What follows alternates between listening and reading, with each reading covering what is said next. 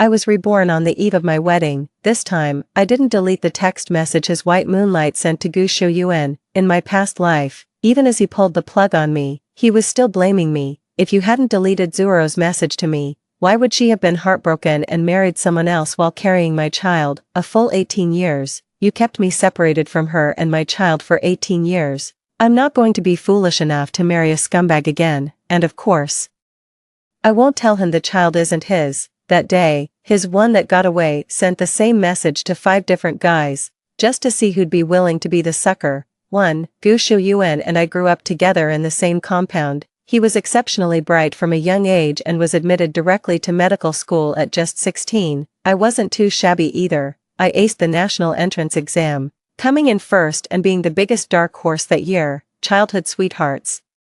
We even ended up assigned to the same hospital after graduation. Everyone thought we were meant to be. I feel the same way. Ever since I was 16, I've dreamed of marrying him. That dream came true. Not long after I started working, our families began planning our wedding. While trying on clothes the day before the wedding, I was holding his phone when a text from Lin Shiwero suddenly came through. Can we meet? I miss you. I know her. She's the new medical student who's always pestering Gu Shuyuan. She even brought him a late-night snack right in front of me. Gu Shuyuan coldly pushed the food container back. I've told you, I'm not interested. This is my girlfriend, and we're getting married soon. Please have some self-respect. The girl, in her early 20s, was quite sensitive. Being scolded like that to her face, her eyes instantly welled up with tears. Her shoulders trembled as she turned and ran away. Gu Shuyuan is a straight man, and I was afraid he'd see this kind of text and start yelling again. I also didn't want this message to shatter my beautiful happiness, especially since I was getting married the very next day. So, without a second thought, I deleted the text message right away. I was determined to embrace our new life together, but married life didn't turn out to be as smooth as I had imagined. He focused on his career and, with my parents' support, became the head of the cardiology department. I managed the home, had a son, and stepped back from my career to care for him, which stalled my professional advancement. He always reassured me, saying things would get easier once our son was older. Just as our son grew up, my mother-in-law suffered a stroke and was left paralyzed. He held my hand with heartfelt sincerity and said, Xiao Jin, your mother is only used to your care. Just help me for a few more years, until I finish this research project. That few years of help turned into 12. In those 12 years, he became an authority in his field, published papers in international journals, and gained renown as a master physician both at home and abroad. And I became the housewife I never wanted to be, spending my days shuttling between the kitchen stove and soiled diapers. On my 50th birthday, I was in the kitchen cooking, trying to make them a nice meal, when I suddenly had a stroke. After 2 weeks in the ICU, the night I was moved to a regular ward, he stood alone by my bedside. I thought he'd be heartbroken, and I was just about to comfort him, but when he finally spoke, there was nothing but cold hatred in his eyes. If you hadn't deleted Zuro's text message back then, why would she have been so heartbroken that she married someone else while carrying my child, for 18 long years? Su Jin, you made my son call another man dad for 18 years. The oxygen mask fogged up with condensation. I opened my mouth, but my throat could only produce a hoarse, rasping sound. Did you ever love me? He let out a laugh, as if he'd just heard the most ridiculous joke. Love, my biggest regret is that I cared too much about our family's relationship back then. I should have called off the engagement before you had the chance to delete those messages. Marrying you was the greatest act of mercy I could have shown you. As the heart monitor let out a piercing shriek, I saw him reach out and, without a moment's hesitation, pull the plug on my oxygen supply. The movements were practiced, as if rehearsed 1,000 times in the mind. 2. The moment my soul felt weightless, I heard his voice crack over the phone. Shiwero, the woman who's been a stumbling block our entire lives, she's finally dead. I never went where I should have. My obsession was like a leash, tethering me to following Gu Shuyuan's footsteps. So it turns out he had reunited with Lin Shiwero 3 years ago. He spent 5 nights a week at her place. Her son called him dad, and he'd answer with a smile, then turn around to wire money and pull strings to get the kid into the best international school. And my own son had known about her all along, covering for them the entire time. He sighed countless times. I wish you were my mother. My own mother is always dealing with bedpans and bed baths. It feels like she's just rotting away. Not only that, But he also took it upon himself to have me buried in a remote suburban plot, purchasing a gravesite with the intention of having them laid to rest together after they pass. My heart has broken 1,000 times over, that the son I cherished so dearly could treat me this way. It would have been better if I had never given birth to him. My resentment must have been too deep, because I kept following them. One late night, Lin Shuero went to a bar with her best friend, Tipsy. She sneered, "Gu Shuyuan, he's just a fool." Back then, I was pregnant with Linson, but his father got locked up. I couldn't just be a single mother, could I? So I picked a few decent prospects, sent out a group message, and waited to see who was willing to be the sucker. So he was the only one who missed the text. I ended up marrying the guy who replied the fastest, but these days, he's the most successful. I just tweaked Linson's birth date a little, and he bought it. That text he never saw became his obsession, a medical expert, and he wouldn't even get a paternity test, afraid of hurting our feelings. Her friend leaned in. "So, is it really his?" Lin Shuero raised an eyebrow, a smoke ring curling from her crimson lips. "Does it matter? As long as he believes it now, that's enough." The lights were blinding, and in that moment, my very soul shuddered violently. When I opened my eyes again, I found myself back on the eve of the wedding. The soft light of the bridal shop washed over me. As I looked up, I saw my reflection in the mirror. There I was, 23 years old, radiant, full of life, with eyes still brimming with hope for the future. I had been reborn. This time, I was going to live differently. In a daze, Gu Shuyuan hurried out of the fitting room. "Where's my phone?" With just that one sentence, I knew he had been reborn too. Without hesitation, I handed him the Nokia. The phone screen lit up at that exact moment. "Can we meet? I miss you." 3. Gu Shuyuan practically snatched the phone, his thumb swiping it open. The moment his eyes scanned the screen, his shoulders relaxed in a barely perceptible sigh of relief. Then, he looked up at me, his eyes holding a complexity of emotion I had never seen before. I turned my head at just the right moment. Pretending to admire my reflection in the mirror, clad in white, he walked over, placed his hands on my shoulders, and said with a gentle expression, "There's something I need to discuss with you." I turned my face back to him, a smile rising to my lips. "What is it?" "The wedding might have to be postponed for a few days. The hospital just notified me about an urgent research project I have to follow up on. I need to start tonight." He paused, then added hastily, "Just a few days. I'll come back as soon as it's handled. It won't take long." I thought he would just come out and call off the engagement, with the same cold resolve he had when he pulled the plug on me in my last life. It seems I underestimated a man's capacity for shamelessness. I'm not planning to expose him right away. I just got back, and I need to carefully plan my next steps. Sure, work comes first. "So, will you explain it to your parents' side of the family?"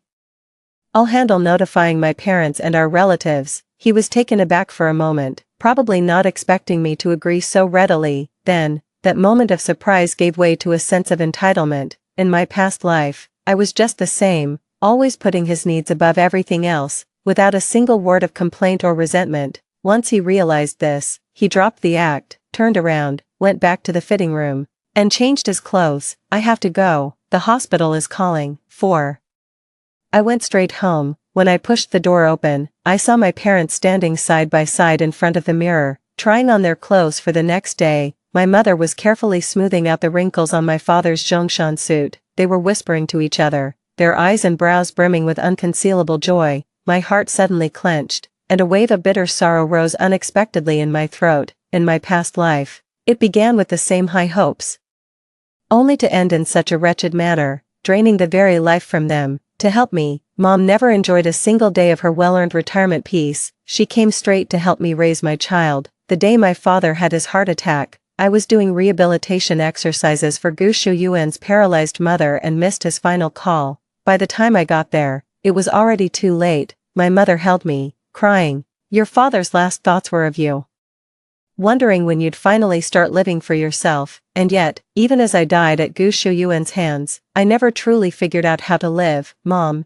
Dad," I called out, only then realizing how hoarse my voice was. They turned around in unison, and upon seeing me, their smiles widened. "You're back. What do you think? Does this look okay on your dad?" Mom pulled me over, her eyes sparkling. I couldn't hold back any longer. I stepped forward and wrapped them in a tight hug. Tears rolled down silently.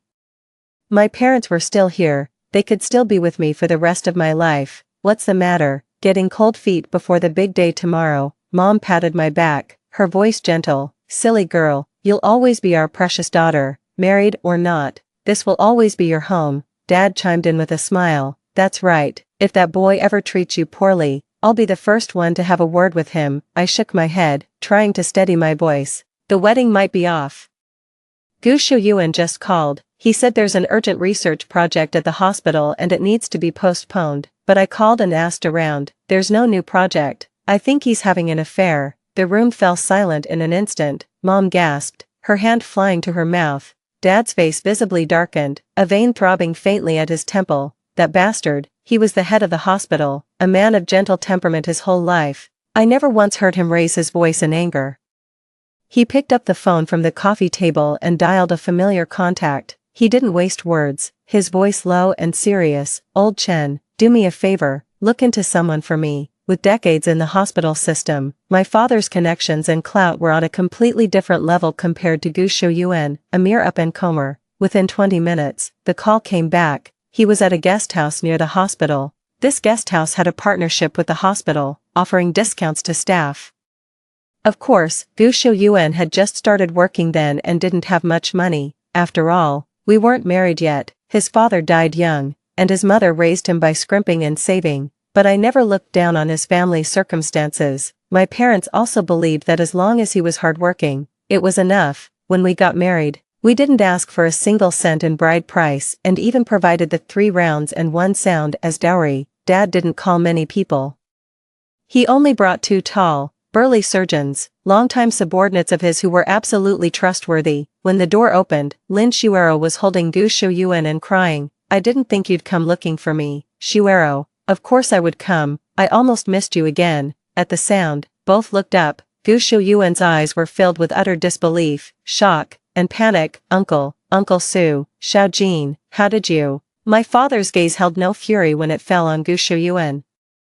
Only profound disappointment and icy contempt. He turned slightly, drawing me gently in front of him, forcing me to witness this absurd and ugly scene in its entirety. Then, he looked at Gu Shuyuan, whose face was ashen, and spoke with a calm voice, yet each word fell like a hammer blow. Gu Shuyuan, the wedding is off. From this moment on, you and my daughter are finished. 5. The news of Gu Shuyuan's affair spread like wildfire. Honestly, given how meticulous my father is, this should never have gotten out. I was the one who leaked the story. At 24, Su Jin, fearing for her reputation, would have tried to keep it under wraps, but Su Jin, at 50, was not afraid. The hospital made the decision to give him a major demerit and disqualify him from the year-end performance evaluation. I remember clearly, in my past life, it was precisely this evaluation that gave Gu Shuyuan the opportunity to study abroad and ascend step by step to the pinnacle of his field. In truth, the competition for that evaluation was fierce. It was only through my father's extensive maneuvering and leveraging his own long-standing reputation to vouch for him that he even got a chance to be considered. But to his credit, he truly excelled in every way, silencing all the critics. I had just gotten pregnant back then. And without a second thought for his career, he left for abroad. I wonder, in this life, without that golden ticket to success, what will he and his long-lost Shuero do? 6. Gu Shuyuan's reputation at the hospital is in tatters. Even many patients, having heard about his situation, deliberately avoid booking appointments with him. Gu Shuyuan's mother, Li Shouyun, dragged him to my house to apologize. Seeing my former mother-in-law again made me feel sick to my stomach. Even though she was bedridden and unable to speak, she would fix me with a piercing glare from those cloudy eyes. The moment I leaned in to care for her, she would huck a thick wad of phlegm right into my face. She was convinced her son was a heaven-sent prodigy, and that my marrying into the Gu family was an undeserved blessing from our ancestors, meaning I ought to toil like an ox or a horse, for the sake of Gu Shuyuan and my son. I still took care of her dutifully until the day she passed. On her deathbed, her speech was already slurred, yet she mustered her last ounce of strength to clutch my wrist and rasp out a curse from her throat. You venomous woman, you forced my son to marry you. I hope you die a wretched death. I didn't understand why she said that at the time. It only dawned on me later that she must have also learned about Lin Shuero. Like Gu Shuyuan, she probably believed Lin Shuero, pregnant with her grandson, had married someone else. And that's why she harbored such venomous hatred for me. At this moment, Lee Xiuyun wore an ingratiating expression. In-laws, it was Xiuyun who was in the wrong here. I've made him come to apologize. There's really nothing between him and that woman. My mother grabbed a broom to shoo them away. Don't you dare speak such nonsense. We are no in-laws of yours. My mother was furious. All these years, she had helped the Gu family in countless ways, both openly and discreetly, sending food, clothes, and helping them find doctors. She had truly cherished them as close neighbors and as future in-laws. Now, all that affection had turned into thorns piercing her own heart. Gu Xiuyun had been hanging his head, feigning remorse, but seeing my mother's attitude, his eyes welled up with humiliation and rage, as if he had suffered a grave injustice. He grabbed Lee Xiuyun's arm and made to leave. Mom, let's go. It's a good thing this marriage didn't go through, snobs, the lot of you. You think I don't know? Your Su family has never looked at us as equals, not in your bones. You throw us a few scraps and expect us to be grateful for a lifetime, to serve you like a dog. Is that it? Each word seared my heart like a red-hot brand. So that's how it is. So the path to success my father painstakingly paved for him was seen as nothing but charity. My mother's decades of unwavering kindness and support were nothing but an insult in his eyes. All our sacrifices and efforts were seen by him as nothing more than the fawning of social climbers. A hot rush of blood surged to my head, only to instantly freeze into ice. I turned and walked straight to the balcony, picking up the watering can, a bucket brimming with clear water. Xiao Jin, my father seemed about to stop me. I had already picked up that basin of water, turned back, aimed it at the mother and son in the doorway, and flung it without a moment's hesitation. Splash, the icy, bone-chilling water drenched them from head to toe. Get out, Gu Xiuyun. Just consider the last 10 years of my life, Su Jin, as a complete waste. From this day forward, our families are finished, all ties are severed, and there is no connection left between us. If you dare set foot in my house again, what I throw at you won't be water. Lee Xiuyun was shivering from the cold, a mix of fury and fear. She pointed at me, ready to curse, but Gu Xiuyun held her back firmly. Gu Xiuyun's gaze was so venomous it could have dripped poison. He stared at me, his gaze piercing, as if seeing me for the first time, his words hissing through clenched teeth. Su Jin, you're something else, you're really something. You think just because I, Gu Xiu, have left the Su family, I'm finished, that I deserve to be trampled under your feet. Just you wait, one day, I'll make your entire Su family get down on your knees and beg me. With that, he gave the door a vicious kick, grabbed Lee Xiuyun, and stormed off without a backward glance. 7. The marriage was completely off, but for reasons unknown, Gu Xiuyun never allowed Lin Xiuero to cross his threshold, but with a little thought, it wasn't hard to figure out. Lee Xiuyun looked down on Lin Xiuero. After all, she was just an intern with no connections, worlds apart from our family's standing, now that Lin was carrying a child. Lee Xiuyun felt she had her over a barrel and started putting on airs. I gave them a little nudge, and soon the news of Lin Xiuero's pregnancy was all over the place. Even when Lee Xiuyun went out to buy groceries, she could feel people whispering and pointing behind her back, her old face burning with shame. Lin Xiuero was no pushover either. In the dead of winter, with a biting wind howling, she sat right on the cold concrete in front of the Gu family's apartment building.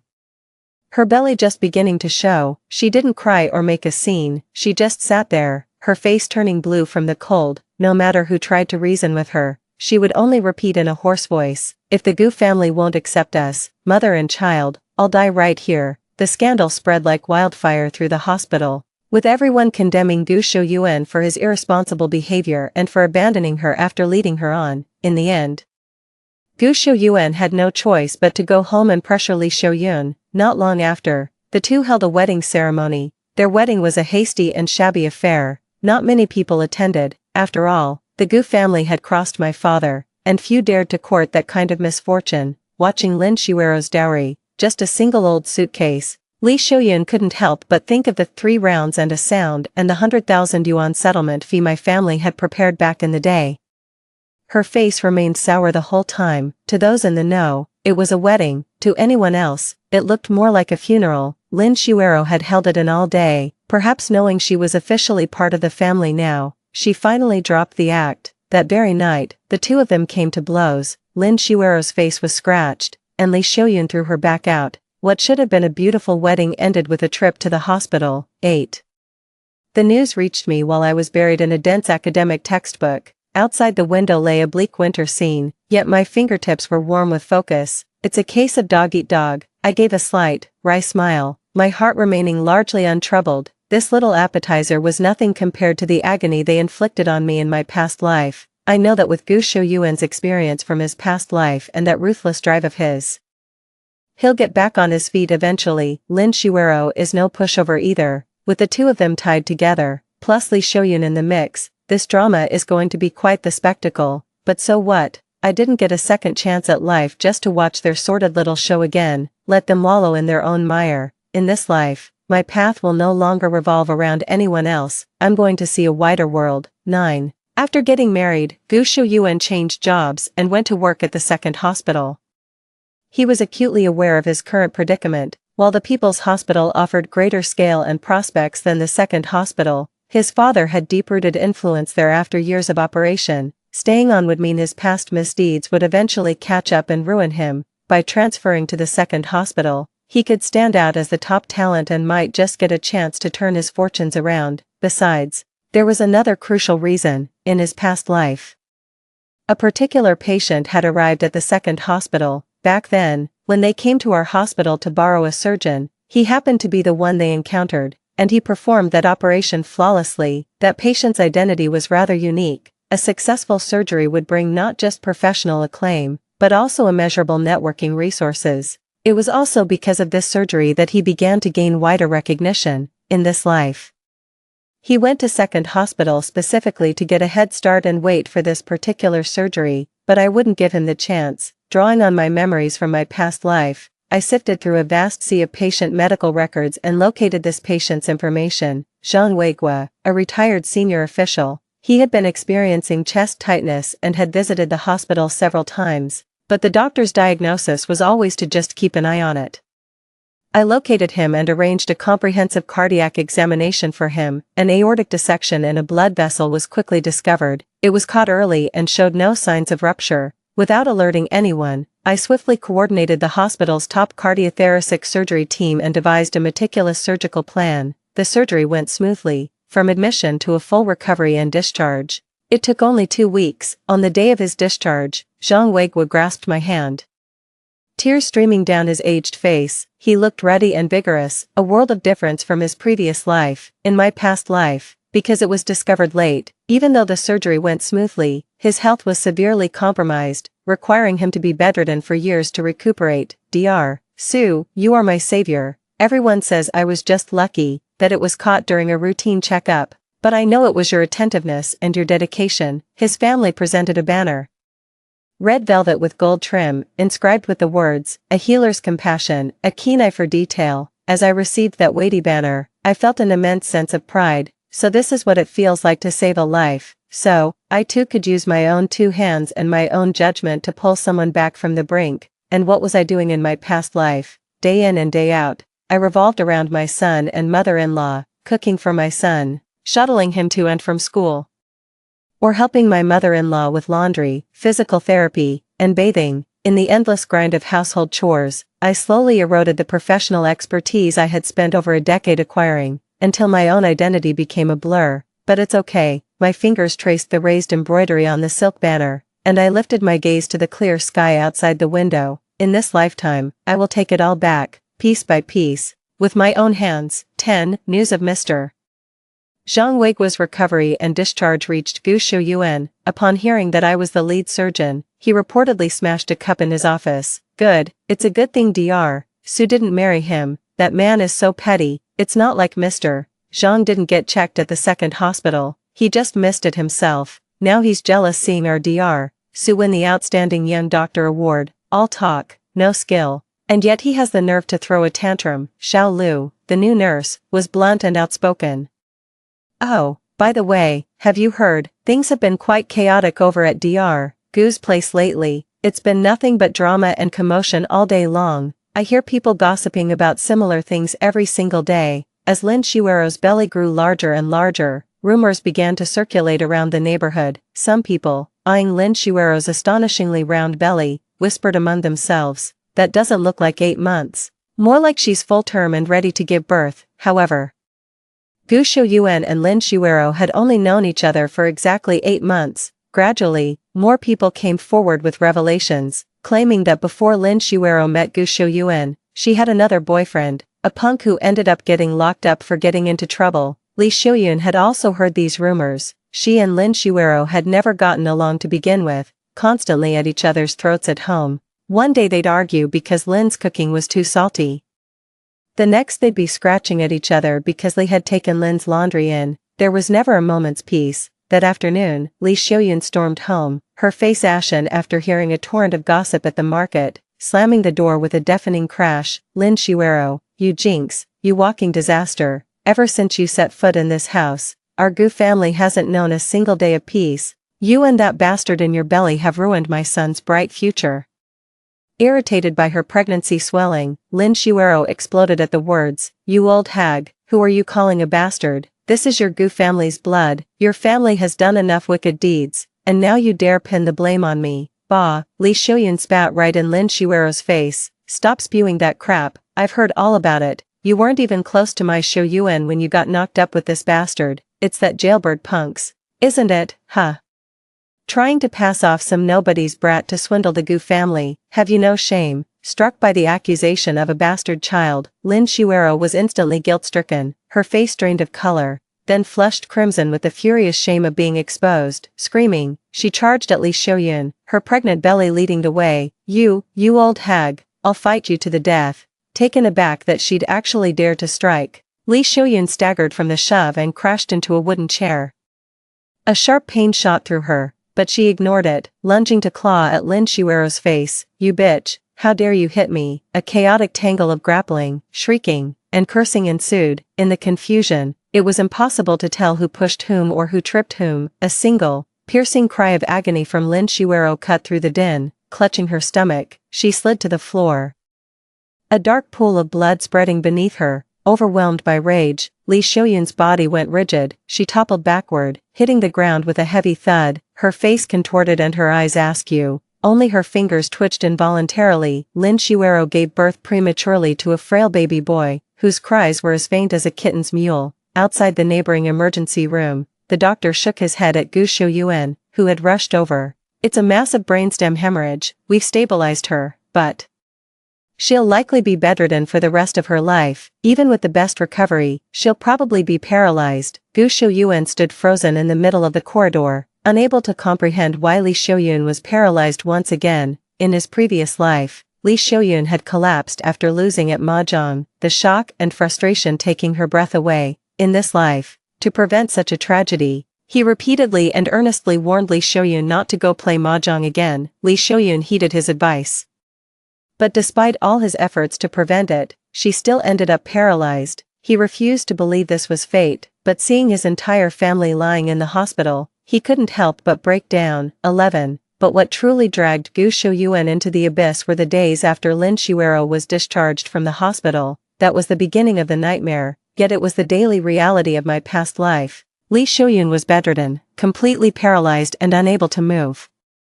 The doctor's orders were to turn her over, clean her, and administer tube feeding every 2 hours. His son cried day and night like a frail kitten, forcing him to hold the child for feedings all through the night. Even when washing diapers, he had to carry the baby on his back. This child was the obsession of his past life. He paid no mind to the gossip swirling outside, cradling the child as if it were the most precious thing in the world. As for Lin Shuero, citing postpartum hemorrhage and a weakened constitution, she remained bedridden for a full 50 days. Aside from complaining, she didn't lift a finger to do any work. Gu Shouyuan's world abruptly shrank to a room of a few dozen square meters, permeated with the sour smell of baby formula, the stench of urine, and the odor of bedsores from prolonged illness. He jostled the baby, who was crying itself hoarse in one arm while scrubbing his incontinent mother's bedsheets in the icy water with the other, all to the endless soundtrack of Lin Shuero's bitter complaints. I must have been blind to choose you. Of all the men who pursued me, you've turned out to be the most pathetic. He clenched his jaw and told himself,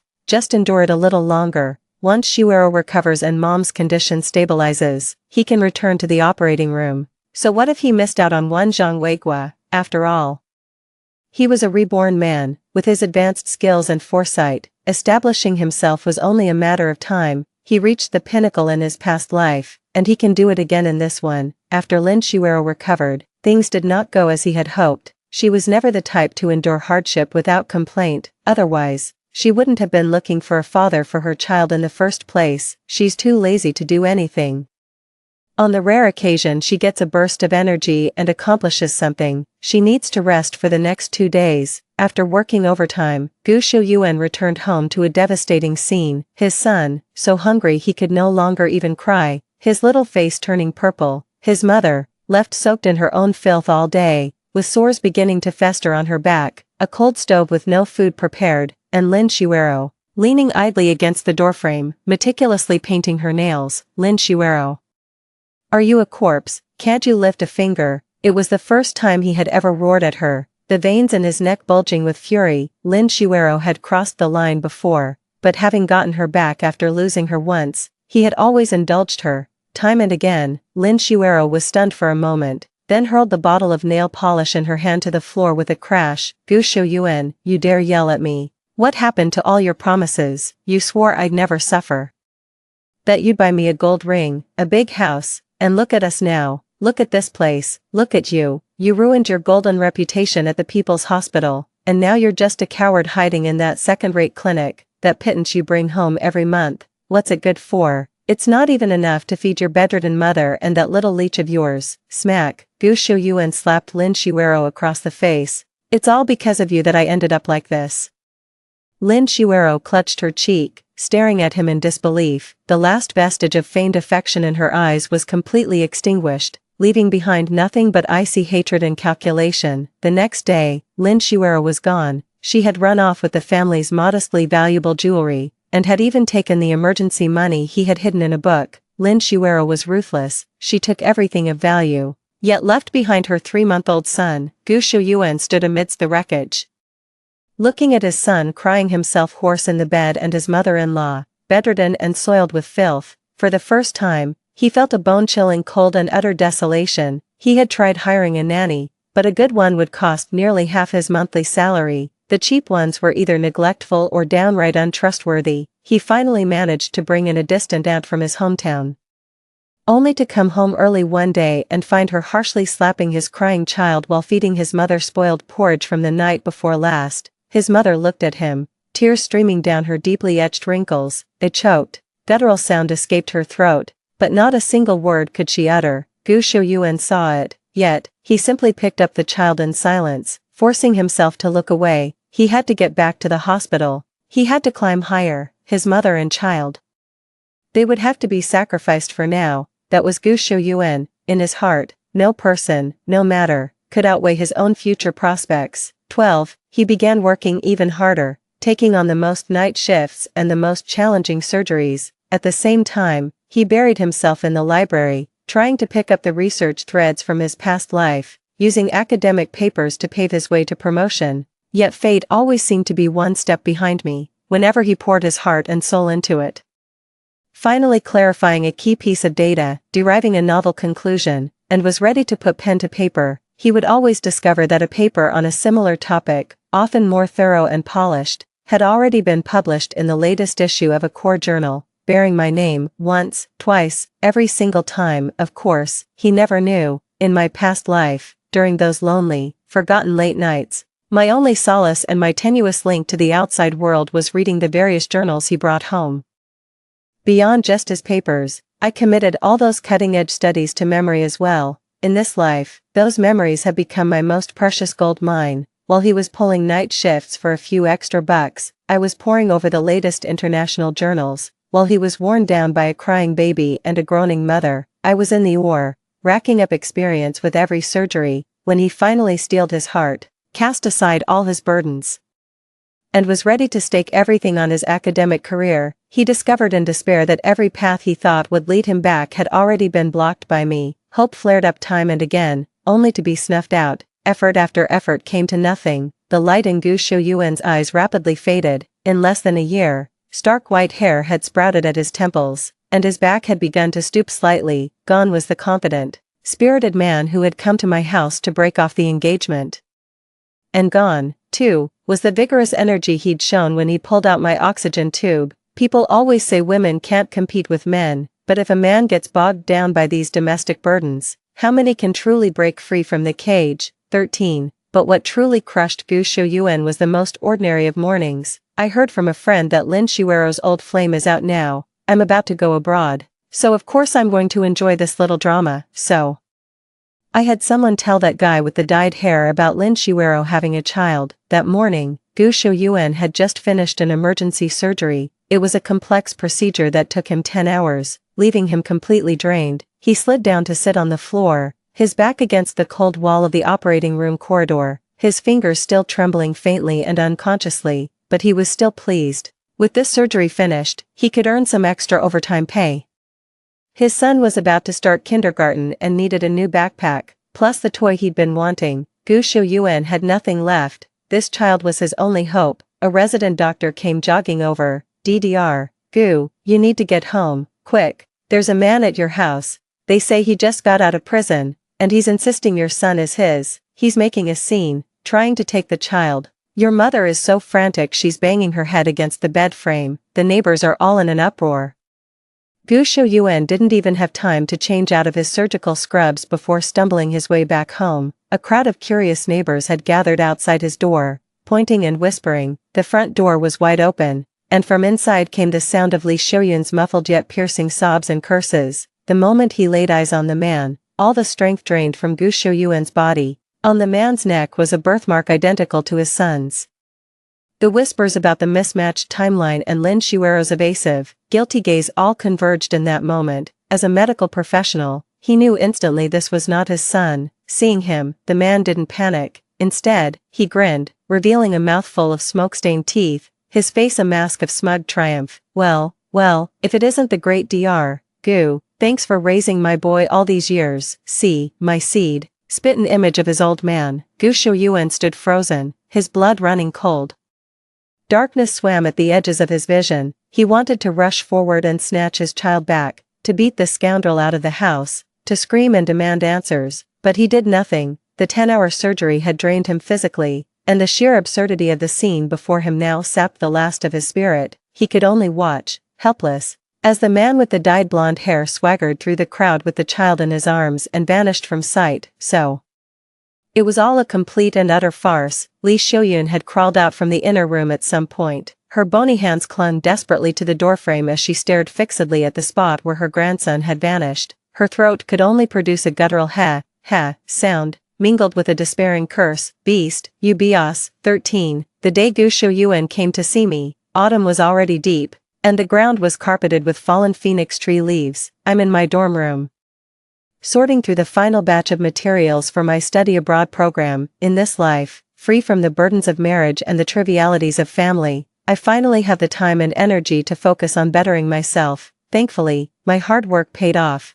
I received an acceptance letter from a top-tier medical school overseas. In the early 1990s, this was an absolutely tremendous opportunity. When the knock came at the door, I assumed it was a colleague coming to offer congratulations. I opened it, only to find Gu Shouyuan standing there. In just a year's time, he had become so haggard he was almost unrecognizable. His eyes were sunken, his stubble unkempt. His gaze fell on the English documents in my hand, and then he casually picked up the English dictionary from my desk. He looked surprised. You're reading these? Since when? You're English? Suddenly, as if he'd figured something out, he stared intently at my face. You came back too? I didn't answer.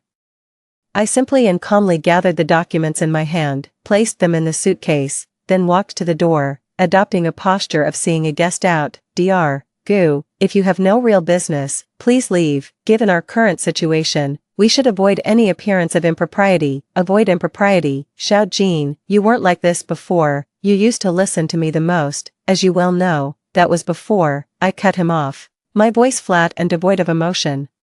His Adam's apple bobbed violently. Then, suddenly, and without warning, his knees buckled, and he dropped to the ground. Xiao Jin, I was wrong. I truly know I was wrong. I shouldn't have been so blind. I shouldn't have cheated with Lin Shuero, and I especially shouldn't have treated you like that right before our wedding. It's all my fault. I'm a monster. As he spoke, he even tried to grab the hem of my clothes, but I sidestepped to avoid him. Please forgive me. Okay, let's start over.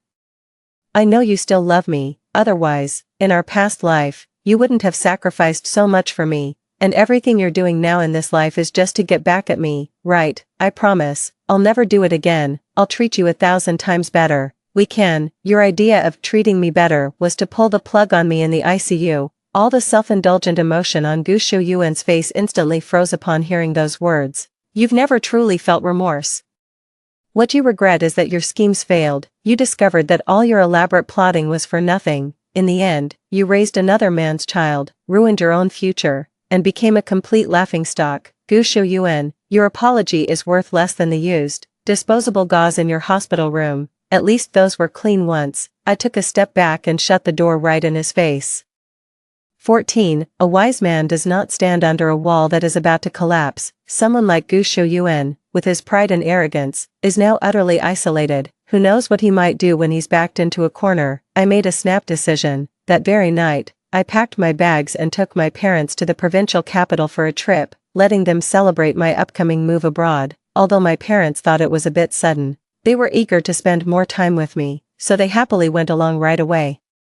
We lingered in the provincial capital for several days, taking in the scenery, sampling the local cuisine, and buying all sorts of novel trinkets. In my past life, I owed them my time and laughter. In this life, I'm going to make it up to them, little by little. The night before my departure, in the hotel room, my mother helped me with a final check of my luggage while quietly wiping away her tears. My father patted her back, his own eyes a little red, but he smiled and said to me, "Once you're over there, don't just focus on your studies, remember to eat on time and call home often. I'll hold down the fort here, so don't you worry." At the airport, after our final embrace, I pushed the luggage cart towards the security checkpoint. My parents stood there, waving, until I disappeared around the corner of the corridor. After I passed through security, the pager in my bag let out a sharp, piercing beep. It was a message from my father, just one line.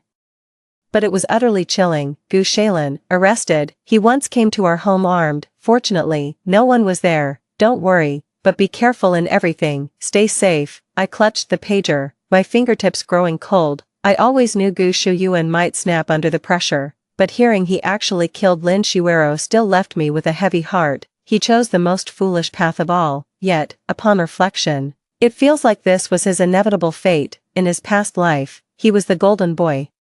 With my unwavering support securing his foundation and my father selflessly clearing the path ahead, all he had to do was focus on his ascent, basking in the admiration of the crowd. In this life, he had to do everything on his own. The more he struggled, the deeper he sank. But the thought of him coming to my house with a knife still sends chills down my spine. Well, that's that, he's never getting out. I switched off my pager and carefully put it away, looking up.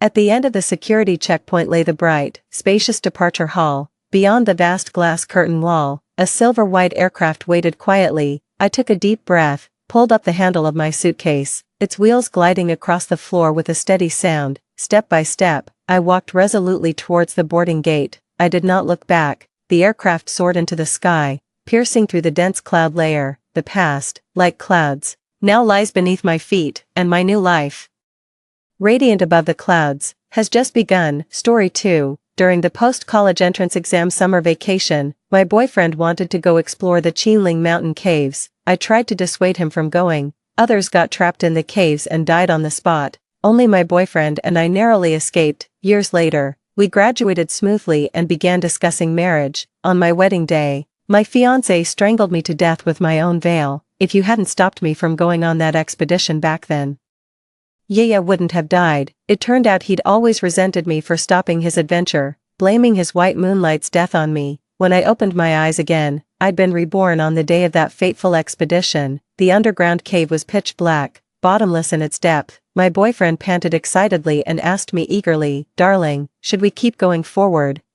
Should we keep going forward? Hearing my boyfriend's voice, I immediately shivered. In my memory, I was strangled to death by him, in the hotel's wedding venue, under the witness of family and friends. My boyfriend lifted my veil. I closed my eyes, waiting for the kiss, but the next second, my boyfriend suddenly lunged, viciously tightening the veil around my neck, veins bulging in his palms. Bang, the microphone crashed to the floor, the host screamed in terror, and the crowd panicked and fled. My boyfriend pulled the veil tighter, his eyes bloodshot red. I struggled, crying out, "Ah!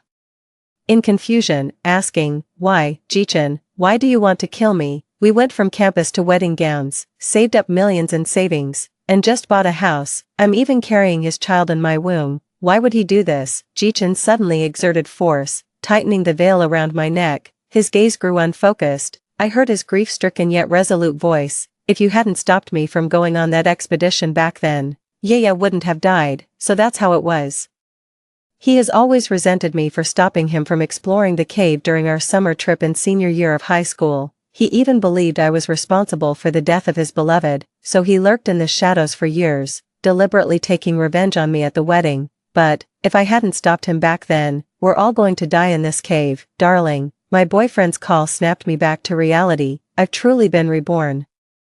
This is the 4th day of our summer vacation trip exploring the Qinling Mountains. At this moment, we are currently in a cave more than 300 meters underground. The air is thin, and the surroundings are cold and pitch black. Only the faint glow from the searchlight above remained. I spoke coldly, "Ji-chen, aren't you the team leader? Why ask for my opinion? Since you're so determined to rush to your doom, then of course I'll oblige, too." In the previous life, it was here that Ji-chen asked me if we should continue forward. At that time, sensing danger, I firmly pulled Ji-chen back the way we came, but my best friend Zhou Yu insisted on venturing deeper into the cave, and so, we'll split up and part ways at this cave entrance. In the end, Zhou Yu's team got lost and was trapped in the cave, resulting in their deaths. My boyfriend Mingming narrowly escaped disaster because I stopped him, yet he turned around and blamed Zhou Yu's death on me. "In this lifetime, there's no one to stop me," the boyfriend said decisively. "Since everyone agrees, let's proceed further." "Wait," I called out to stop them. "I want to withdraw here." "Nonsense," the boyfriend frowned and scolded sharply. "We've come this far with great difficulty, and you want to turn back," I retorted. "It was you and Zhou Yu who tricked me into coming here in the first place. I have no interest in adventure at all. The one who truly loves adventure is Zhou Yu, not me."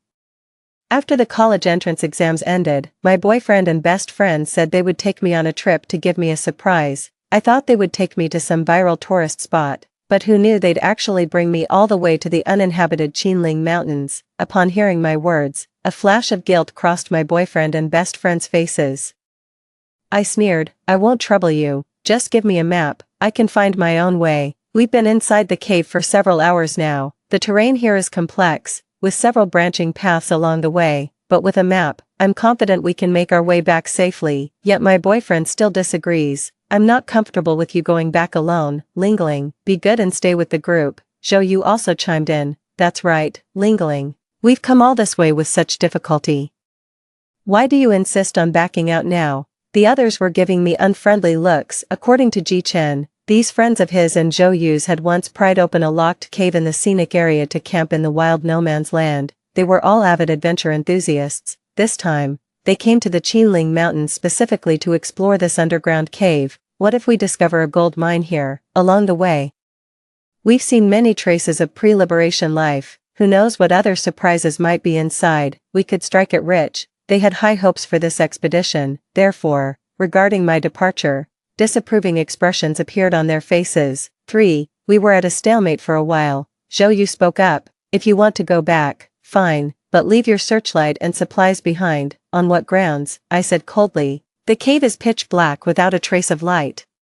Asking me to hand over the searchlight to you is no different than demanding my life." Zhou Yu quickly hid behind my boyfriend, sticking out her tongue. "You're leaving anyway. It's not like you'll need these things." "Fine, keep them if you won't give them. No need to be so fierce." My boyfriend glared at me. "Enough, hurry up and leave. The air is thin underground. You've already wasted enough of everyone's time." I said, "I'm not leaving. Can't you understand human language? Give me the map." Ji-chen frowned tightly, his handsome face showing impatience. "I don't have any extra maps here." I didn't believe it at all, rushed over to search my boyfriend's bag, and found a spare map. "Then what's this?" My boyfriend felt embarrassed, his expression turning somewhat unpleasant. Zhou Yu suddenly rushed out at this moment. With a rip sound, she directly tore the map apart. "Are you insane?" I exclaimed in disbelief. My boyfriend tightly gripped my shoulders. The map fragment was lightly tossed deep into the cave. "All right, now the map is gone too. Let's hurry and go." My boyfriend patted me. The others glared at me, annoyed that I'd wasted their time. Among them, a girl in red rolled her eyes at me. "Had enough, Brother G. this kind of woman is just being dramatic. Zhou Yu also chimed in at the right moment. Lingling, you're not in good health. Brother G, and I really can't rest easy letting you go back alone, just keep going with us. But in her eyes, there was unmistakable malice, knowing full well I'm not in good health, yet deliberately bringing me along for this adventure. Isn't that just wanting to see me make a fool of myself? I gritted my teeth and conceded through clenched jaws. Fine, I'll go with you. I'm staying to watch you all march to your doom with my own eyes. 4. Nature's craftsmanship is both perilous and enchanting. We pressed onward, passing numerous stalactite formations and the rushing sounds of underground rivers along the way. So beautiful. Zhou Yu was very excited and handed me her phone, asking me to take a photo of her and my boyfriend. She tightly held on to Ji Chen's arm, their fingers interlaced in the dim light. The way Ji Chen unintentionally looked at her was both restrained and affectionate, but all I want to do is vomit. Ji Chen and Zhou Yu were my high school classmates, after the college entrance exams. It was only with Zhou Yu's help that I confessed to Ji Chen, but who would have thought they were actually having an affair? Now that I've been reborn, I finally understand. They were just taking advantage of my family's wealth and my generosity to friends, deliberately conspiring to cheat me out of money, treating me like a fool. I threw my phone directly onto the ground, letting Ji Chen glare at me with a livid face. Besides stalactites, the cave also contains traces of 20th century human activity. Someone excitedly pointed and shouted, "There's another saltpeter maker." Continuing downward, the cave entrance began to narrow. I glanced at the Beidou watch on my wrist. Currently, we've reached a depth of 400 meters underground. In my previous life, I didn't venture this deep into the cave, under the searchlight's glow. I carefully examined the surrounding stone walls. My family owns a mining company, so I've been familiar with various ores since childhood. The rock wall here shows obvious quartz vein mineralization, with faint hints of green and gold. The green coloration could potentially indicate associated minerals. As for that streak of gold, thinking of one possibility, my palms began to sweat. Could it be a gold mine? 5. The people ahead walked farther away, not noticing the pause in my steps. Suppressing my pounding heart, I pretended nothing had happened and continued following them. We took another break at a slightly wider cave opening. Having walked this far, I'm already feeling some chest tightness due to insufficient oxygen levels. Ji Chen held the map and gestured. The cave ahead is called the Labyrinth of Death. No one has ever explored this place before. Zhou Yu also got excited, tugging at Ji Chen's arm and shaking it. When we make it through the entire Labyrinth of Death, let's rename it after both of us. Ji Chen's gaze softened. Alright, heh. I'm afraid they won't have this opportunity. In the previous life, Zhou Yu and the others met their end here. The death maze has complex terrain, with cave passages averaging less than 80 centimeters in diameter. Even the most professional explorers can't take it lightly, especially since they were just a group of amateur explorers, not even properly equipped. After resting for 15 minutes, Ji Chen led the team to set off again. He excitedly stuck his head into the tunnel. It's a bit narrow here. You'll need to suck in your stomach to get through, he cautioned the people behind him. Then, he slowly felt his way forward, inching along with slight body movements, finally making it through the narrow passage. It's quite spacious up ahead, you can come through now. Zhou Yu followed closely behind. The others filed in one after another, following them. When it was my turn, I pretended to be anxious and shouted, "It's too narrow here. I can't get through." Zhou Yu covered her mouth and mocked. "I told you girls shouldn't weigh over 100 pounds. Lingling, your waist is so thick, you definitely can't fit through." Bullshit. With my height of 1.7 meters and weight of 50 kilograms, do I still count as fat? Ji Chenza turned his head and said, "Give her a hand. The one in front of me is that girl in red. What a burden." She rolled her eyes at me and gave my arm a perfunctory tug. "Brother G, I can't pull her. It's no use." Ji Chen had no choice but to say to me, "Then how about you wait here for us?" A proper expedition team would never leave a member behind. The cave is dangerous. Getting separated from the main group without sufficient supplies could easily be fatal. Fully aware of what was about to happen, I simply said, "Alright." Then, I sat there calmly, conserving my energy. Ji Chen and his group continued exploring the cave, moving farther away from me. Through the thick stone wall, I heard the muffled voices of him and Zhou Yu. "There's a fork ahead. Wait, let me check the map." "Brother G, the left path is wider. We should take the left." After a moment, Ji Chen said dotingly, "Yaya is so smart." "Alright, everyone follow me. There's another narrow path ahead. Everyone, remember to inhale as you pass through." just like before, but the next second, Ji-chan's voice suddenly became distorted with terror. No, it's a dead end ahead, quick. Retreat. 6. Chaos erupted inside the cave. The path Ji-chan led them through was a narrow passage no wider than 60 centimeters, with a downward slope of about 30 degrees. The cave winds and twists, making it difficult even for adults to turn around. Now, they had no choice but to turn back and attempt to climb up again. The girl in red, who was originally at the end of the line, now found herself at the front. Panting heavily, she squeezed past the protruding rock wall, poked her head out of the cave entrance, drenched in sweat, and yelled at me, "No common sense, don't you know to give me a hand?" I nodded. "Oh." Then, I walked over to her side, just as she had done to me earlier. My fingers lightly brushed her arm. "Oh dear, I can't pull it." The girl in red angrily punched the wall in frustration. "Haven't you eaten? Put some strength into it." The people behind grew impatient and forcefully pushed the girl in red forward, but due to the angle, the girl in red's hip bone scraped heavily against the stone wall. "It hurts, stop pushing me." When she emerged from the stone wall,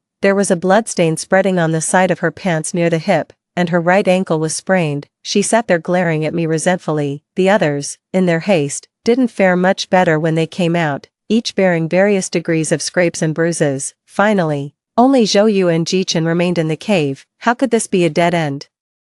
The map clearly shows it's right here. Zhou continued to argue stubbornly. Ji-chan comforted her. "It's alright, let's get out first." I used the flashlight to illuminate the tunnel, only seeing Zhou's legs flailing incessantly. Good grief, they went in headfirst. For a moment, I was at a loss for words. This tunnel slopes downward. Logically, it's best to enter feet first to avoid getting stuck in an upside-down position. After all, it's possible for a person to die from being upside down for an extended period. Ji-chan kept trying to push Zhou outward with his feet, but due to the cramped space and obstructed vision, he couldn't see exactly where Zhou was behind him, making his efforts futile and only wasting energy. A few minutes later, the others rested and went to help as well. They took turns pulling Zhou's legs, yanking backward with all their strength. Zhou also cooperated by wriggling her body, but she remained firmly stuck against a protruding rock, not budging an inch. After several failed attempts, others also waved their hands in exhaustion, panting heavily. "No way, this is too exhausting." The girl in red grew somewhat fearful. "Maybe, we should call the police." "Is that really necessary? We'll definitely get out," Ji-chan declared loudly. "Don't worry,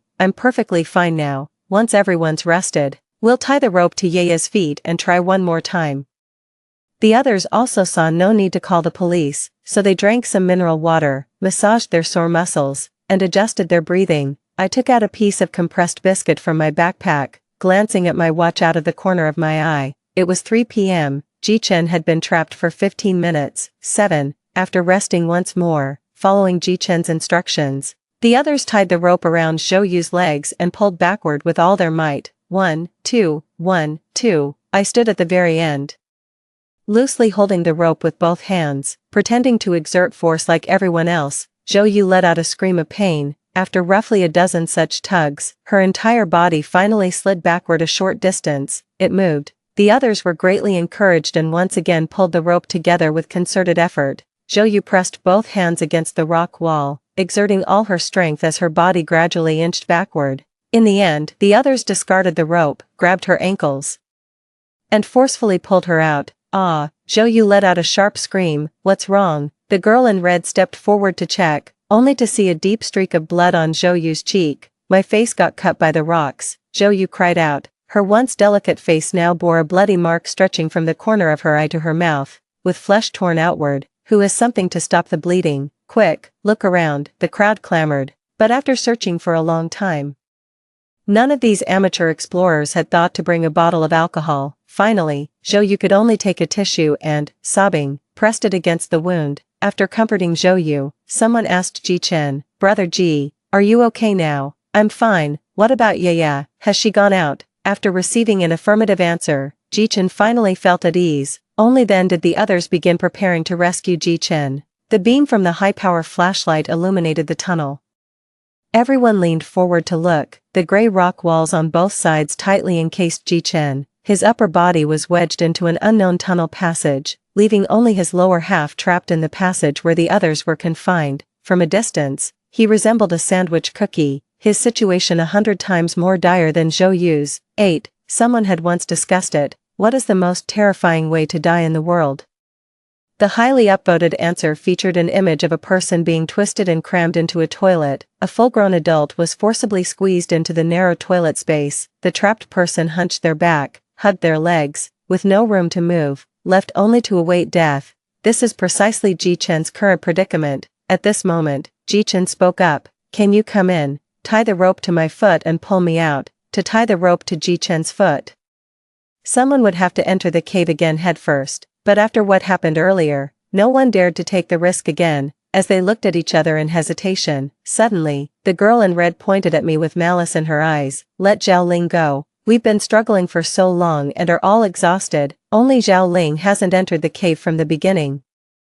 The others chimed in. Right, isn't she Brother Ji's girlfriend? She should be the one to contribute. Ji Chen inside the cave also agreed. Lingling, then it's your turn. The surrounding people echoed in agreement. I coldly crossed my arms and met each of their gazes one by one. The reason I didn't enter the cave is because I couldn't. Do you want me to get stuck at the entrance and delay your rescue time for Brother Ji? Don't forget, Ji Chen has been trapped for half an hour already.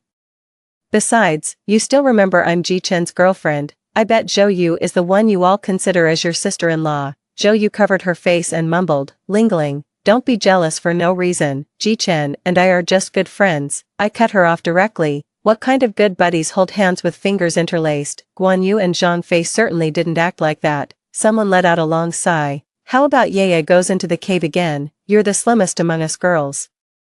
This time we'll hold on to you so you won't get stuck. Zhou Yu however shook her head in terror and stepped back. No, I won't go. Ji Chen waited impatiently for the result and began to urge. Have you all made a decision? I'm having trouble breathing. Finally, a lean-framed young man volunteered to enter the cave. He tied the rope around Ji Chen's feet and emerged from the cave unscathed after a close call. Outside the cave passage, everyone began pulling with all their might again. 1, 2. The rope tightened and loosened under the strain, sweat pouring down everyone's foreheads. The rope slowly moved backward a short distance. It's working, it's working, Ji Chen shouted excitedly to the outside. I've moved out a bit. Everyone continued to pull the rope with great effort, but the next second, the rope suddenly snapped under the tremendous force. Bang! The broken rope whipped fiercely across the face of the person at the front of the line. All of us suddenly lost strength and collapsed to the ground. As the rope snapped and gravity took over, Ji Chen slid further into the cave, his body tightly wedged against the rock wall. Brother Ji, are you okay? Ji Chen responded with difficulty. I'm fine, but the searchlight is broken. We've lost our light source. Don't rush, let's look for another rope. The group took out a new rope and tied it to Ji Chen's leg again. But this time, no matter how much they sweated, they couldn't pull the rope at all. It was truly stuck too tightly. Finally, someone said with a grave expression, we should call the police. 9. After Ji Chen was trapped for 3 hours, everyone finally decided to call the police. Brother Ji, we've called the police. Hang in there a little longer. That's right, the rescue team will definitely find a way. The group remained relatively optimistic, but I didn't share their optimism. This cave was found by Zhou Yu online. Located deep in the Qinling Mountains, it took us 2 full days of mountain trails to get here. The rescue team probably won't arrive anytime soon. After hanging up the emergency call, a group of people sat silently on the ground, momentarily speechless. Suddenly, the girl in red tightly grabbed Zhou Yu's collar and shouted, it's all your fault. You misread the map and got Brother Ji trapped. She unfolded the map and pointed. Didn't you say you often go exploring? How could you mistake such an obvious fork in the road, one wide, one narrow? Someone started trying to mediate the argument. Alright, Yaya didn't mean to do it. Zhou Yu began to sob quietly. Ji Chen heard the commotion and still had the mind to comfort Zhou Yu. Don't cry, Yaya, it's okay. But his voice was so hoarse, barely any strength left. During the wait for the rescue team, others occasionally tried pulling the rope, but without any effect. All attempts ended in failure.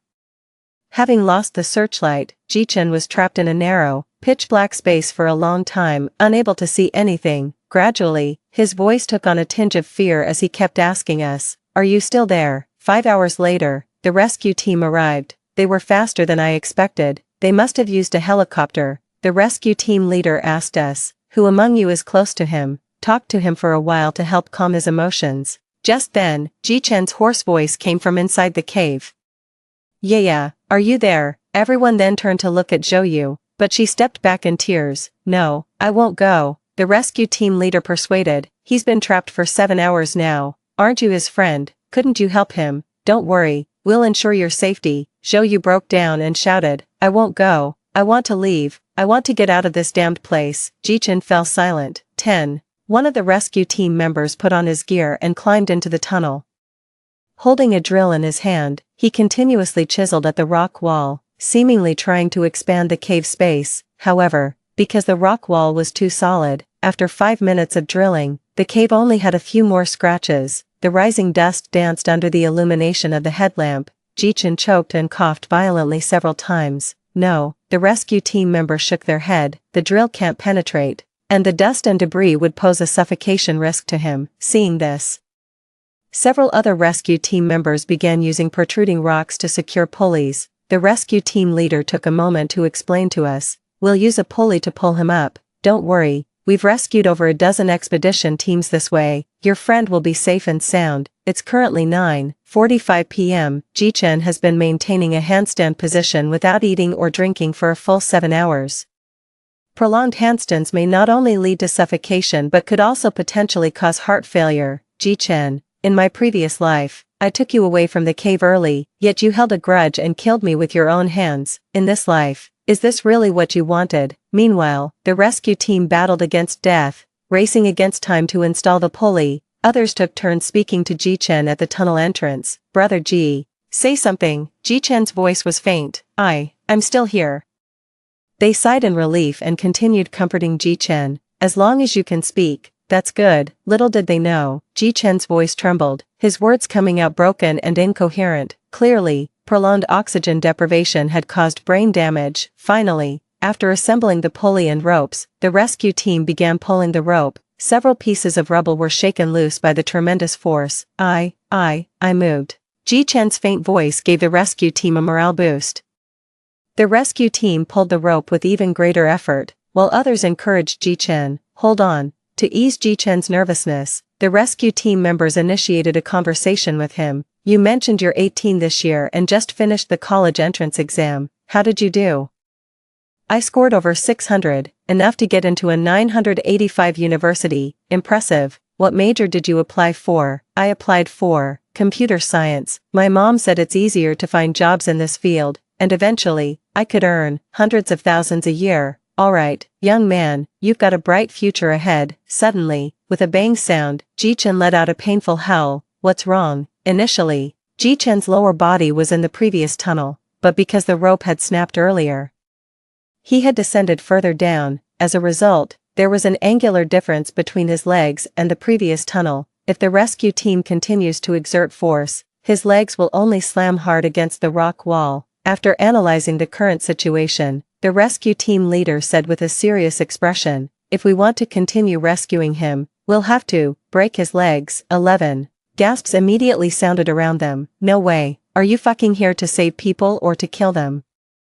The rescue team captain was shoved backward. After steadying himself, he shouted sternly, this is an emergency. Who has time for jokes with you? Zhou retreated to a corner nearby, lowered her eyelashes, and pretended not to hear anything. But the next second, the angry crowd immediately turned their spears toward her. Zhou, you clearly can't read a map, so why did you point randomly? It's all your fault that Brother G ended up like this. Zhou was slapped across the face. She had remained silent all this while. At this moment, she finally erupted, leaping up abruptly. Had enough of the insults. When will this ever end? Jichen is just my lapdog. I can order him around however I want. Why should you care? Stop arguing. Jichen panted heavily, interrupting them. Isn't there any other way? The rescue team leader rubbed his temples and sighed. No choice. The tunnel is too narrow. Our team can't reach that deep. We can only use pulley traction. Jichen's voice began to tremble. Can't we try some other method? I'm only 18 this year, just finished the college entrance exams. If my leg gets broken, how am I supposed to go to university? The situation immediately reached a deadlock. The rescue team made several more attempts to pull the rope. Without exception, Jichen's legs repeatedly collided with the stone walls, leaving them almost dripping with blood. After a full hour of struggle, I faintly heard a boom sound. Was that Thunder? I asked with a trembling voice. Others glared at me and scolded. Brother G has been trapped for so long, and you're still worried about thunder. But the rescue team members instantly changed their expressions. One of the rescue team members couldn't help but curse. Don't you cave explorers know what consequences rain can bring? Underground caves are natural connected vessels. When it rains, the water level in subterranean rivers rises. If we don't leave in time, we'll all drown.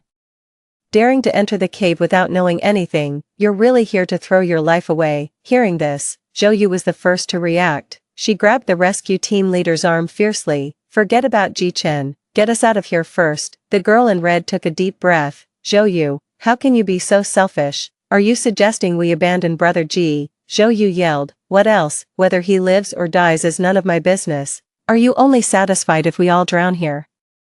The rescue team leader pushed Zhou aside and contacted the ground rescue members via walkie-talkie. After a brief communication, he turned back with a grave expression. The light rain will turn into heavy rain in an hour and a half. It takes at least an hour for us to return, so we only have half an hour left for him. Another deafening boom sound. It struck close to our ears, as if divine wrath. At this moment, after a long silence, Ji-chen finally spoke. Everyone present clearly heard his hoarse voice. Then, just break my legs. 12. Ji-chen's parents were rushing to the Qinling Mountains. The rescue team contacted members on the ground via radio, asking them to call Ji-chen's parents. Amidst the crackling static, the call connected. Ji-chen's voice carried exhaustion and helplessness. Dad, Mom, the rescue team said if they want to save me, they'll have to break my legs. There was a commotion on the phone, and Ji's mother fainted on the spot. The rescue team leader explained the situation to Ji's father. Just as Ji's father was about to agree, Ji's mother woke up. No, Ji's mother objected. My son is only 18, and he got into a 985 university. If his leg is broken, his whole life will be ruined. Think of another way. The rescue team leader struggled to explain. It's raining here. If we can't rescue your son within half an hour, he'll drown trapped in this spot. Mother Ji shouted. I don't care. That's your problem. Ji-chen's weak voice said, Mom, do you really want me to die here? Mother Ji remained silent. Xiaohu bought document anti-piracy, bookfinding machine. Choose Xiaohu, reliable and steady, no pitfalls. After a long while, earth-shattering wails came from the woman on the other end of the phone. Father Ji took the phone and said tremulously to the rescue team, go ahead. After obtaining consent, the rescue team began preparing to break Ji-chen's leg. Rescue team members entered the tunnel and started wielding sharp tools. Bang, bang, bang. The commotion inside the tunnel was terrifying. The rain is getting heavier. Move quickly. The rescue team leader gripped the radio tightly and urged. Ji-chen let out screams of agony. Thick, sticky blood slowly flowed, mixing with the dripping rainwater in the cave before disappearing into the underground river. After about a dozen strikes, the rescue team member wiped the sweat off his brow. All right.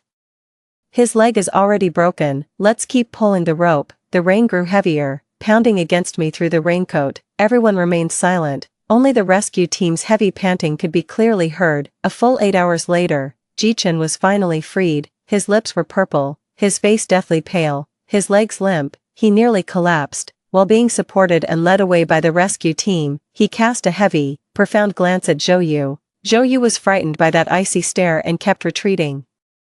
And no, it's not my fault. You chose that path yourself. You got stuck on your own. Ji-chen found strength from somewhere unknown. As he passed by Zhou, he suddenly lunged at her, his hands gripping her neck. After all I've done for you, this is how you treat me. You're the one who wanted to go exploring. I only came to keep you company. I'll kill you. I'll kill you. Zhou, give me back my legs. The two men rolled on the ground, mud soaking their clothes.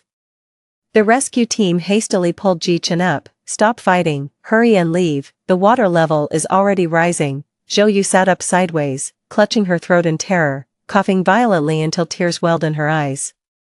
Yet no one cared about her anymore. Someone muttered a soft curse, no one knew who. Serves you right. In the oppressive atmosphere, the rainstorm has arrived. The rock wall became slippery due to the rain, making it difficult to climb. Fortunately, the rescue team had ropes and other equipment, so our return journey was relatively smooth. During the climb, I glanced back. The tunnel where we had just been standing was now completely submerged by rainwater, with waves swaying and drifting. Finally, Led by the rescue team, we safely returned to the surface. A dozen rescuers had been waiting for a long time, and they quickly placed Ji-chan on a stretcher and carried him into the vehicle. Someone took my hand and led me up. Boom. The moment my feet touched the ground, another thunderclap sounded. The torrential rain obscured my vision, carrying the earthy scent of the forest. In the distance lies an endless expanse of deep forest. Mysterious and faint, everyone followed the rescue team, leaving the Qinling cave where they had nearly lost their lives. It wasn't until the rescue team escorted me all the way to the nearest hospital that I finally felt a glimmer of reality. Finally, it's over. 13. Summer rain comes quickly, goes quickly. After being taken to the hospital by the rescue team, after the examination showed no issues, I took the high-speed train back home. The dining table was filled with a spread of delicious dishes. Dad was sitting on the sofa watching TV. Mom took off her apron and asked me in surprise, "Sweetie, why are you back so suddenly? How was your trip?" My nose tingled with emotion as I dropped my luggage and rushed into their arms. I began to enjoy my summer vacation. A few days later, several of my close friends and I have successively received admission letters from our dream schools, so we arranged to meet up. At the dinner table, everyone started gossiping. "Have you heard? Ji-chan, the heartthrob of our school, broke both his legs. He's currently receiving treatment at the provincial hospital." My chopsticks paused mid-air. "What? He just got into a top-tier university. How tragic." "Yeah, I heard his mom keeps crying by his hospital bed." After the dinner gathering ended, I made a detour and went to the provincial hospital. Ji-chan lay on the hospital bed, staring blankly out the window. Beneath the blanket were his legs, brutally broken while he was still alive. The summer heat was oppressive. A faint stench emanated from his bedding, likely because the caregiver hadn't changed his sheets promptly. In the previous life, Ji-chan graduated from a prestigious university and worked at a top-tier company, being the pride of his family and friends. Now, however, he's fallen into such dire straits that he resembles a stray dog. When he saw me, a glint flashed through Ji-chan's eyes. "Why have you come?" "I'm breaking up with you," I said. "After all, you were only with me because of Zhou."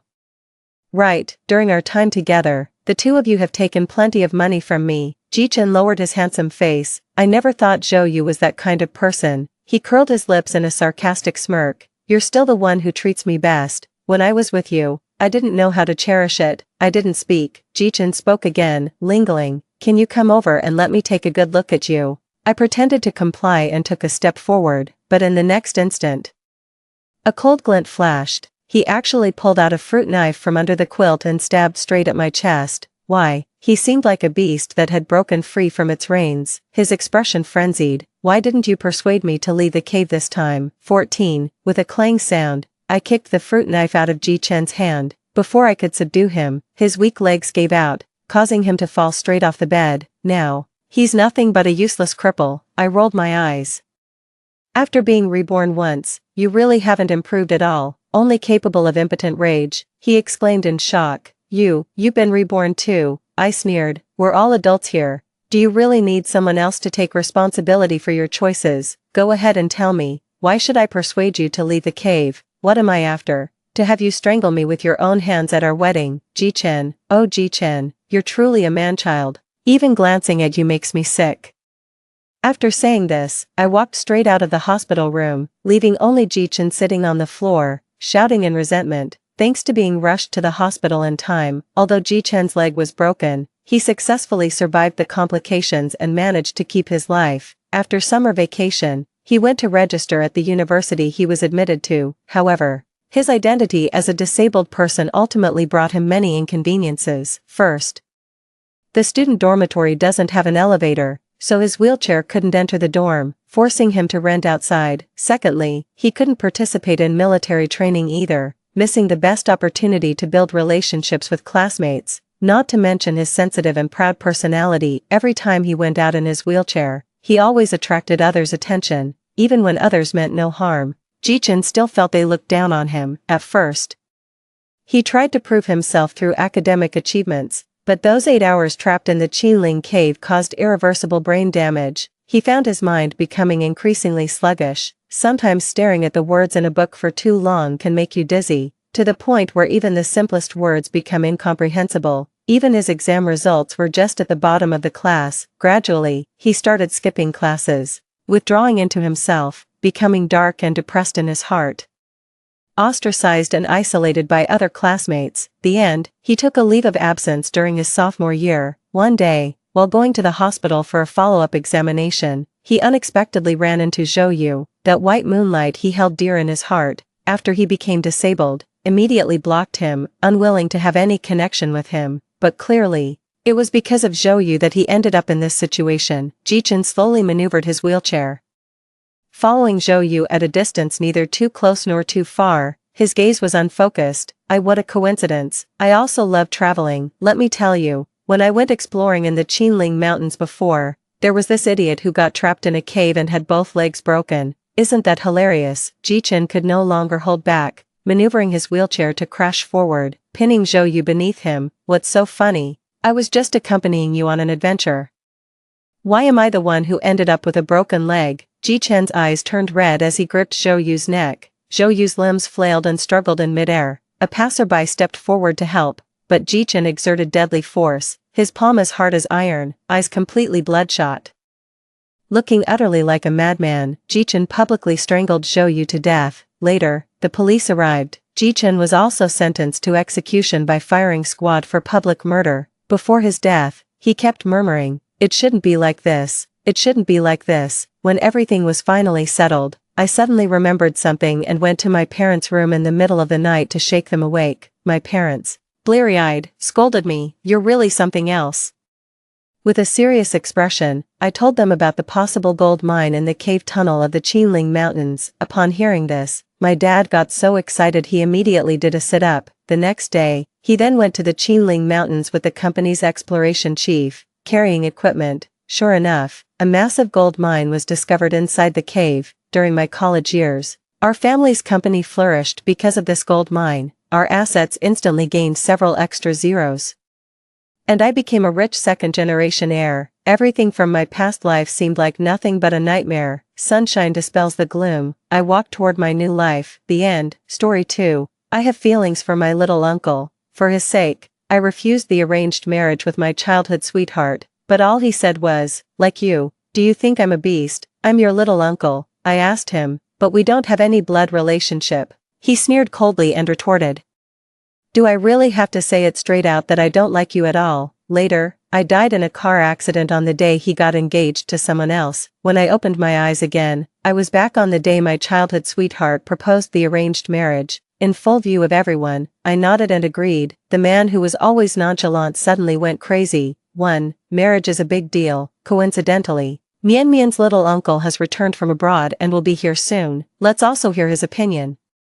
Upon hearing this, I immediately looked up at my grandmother. Ji Yanli has returned to the country ahead of schedule. In my previous life, I remembered it very clearly. My grandmother just called to ask for Ji Yanli's opinion, and that man refused in the cold tone I was most familiar with. I can't get away from the branch company in Luxembourg. I can't come back. It has nothing to do with me whom she marries. But this time, why is it different from the previous life? The next second, the sound of the private room door opening pulled my thoughts back. I looked up and met the gaze of the travel-worn man at the door from a distance. 2. Yanli, what do you think about Mian Mian's marriage with the Song family? Probably not wanting to hear Ji Yanli's harsh sarcasm again, I directly took over my grandmother's words. "Grandma, I'm already an adult, I can make my own decisions about such things." The man opposite snorted and smiled, tapping the tabletop casually with his fingertips.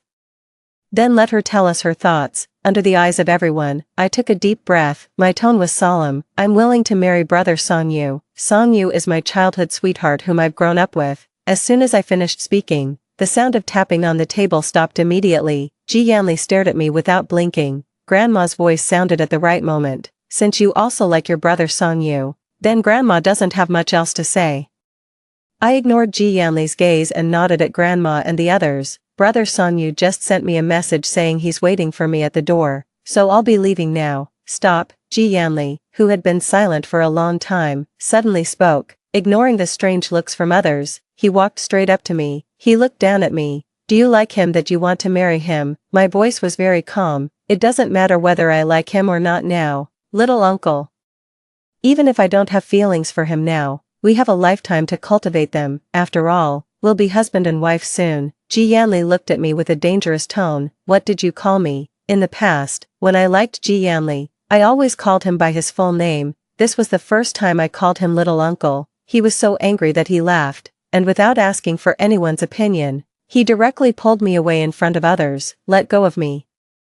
I was pulled all the way to the parking lot by Ji Yanli. Ji Yanli sneered, his hand gripping tightly. Let you go to find your little fiancé. I just felt it was unintelligible. Even if so, it has nothing to do with you, little uncle. I deliberately emphasized the last few words. Upon hearing this, Ji Yanli really stopped. His jaw was tense. He lit a cigarette, seemingly to calm down. Either you get in the car with me and talk now, or I'll go talk to your brother Song Yu directly.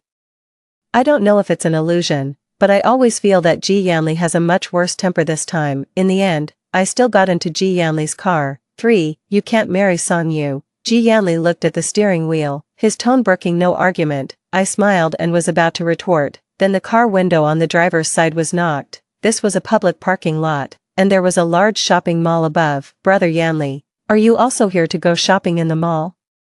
The delicate woman in front of us was Ji Yanli's fiancé in his previous life, Ningxi, but at this time in this life, she hadn't met me yet. The woman's gaze passed over Ji Yanli and she looked at me hesitantly. Who is this? I looked at her calmly and smiled. This is my little uncle. Sister, do you want to have a private chat with my little uncle? Then I'll leave now. As I said this, I started to unbuckle my seatbelt. Ningxi's cheeks turned slightly red. Thank you. Ji Yanli's abnormal behavior just now made me feel dazed for a moment, but the appearance of Ningxi immediately brought me back to reality. This was the destined female lead in Ji Yanli's life. Who said you could leave? Ji Yanli stopped my movement with a half-smile. I instinctively looked up, but my vision spun around. I was held and sat on Ji Yanli's lap. He raised his hand and stroked my side face, his warm palm stroking all the way down to my chin. There was a lazy smile on his face. What's this?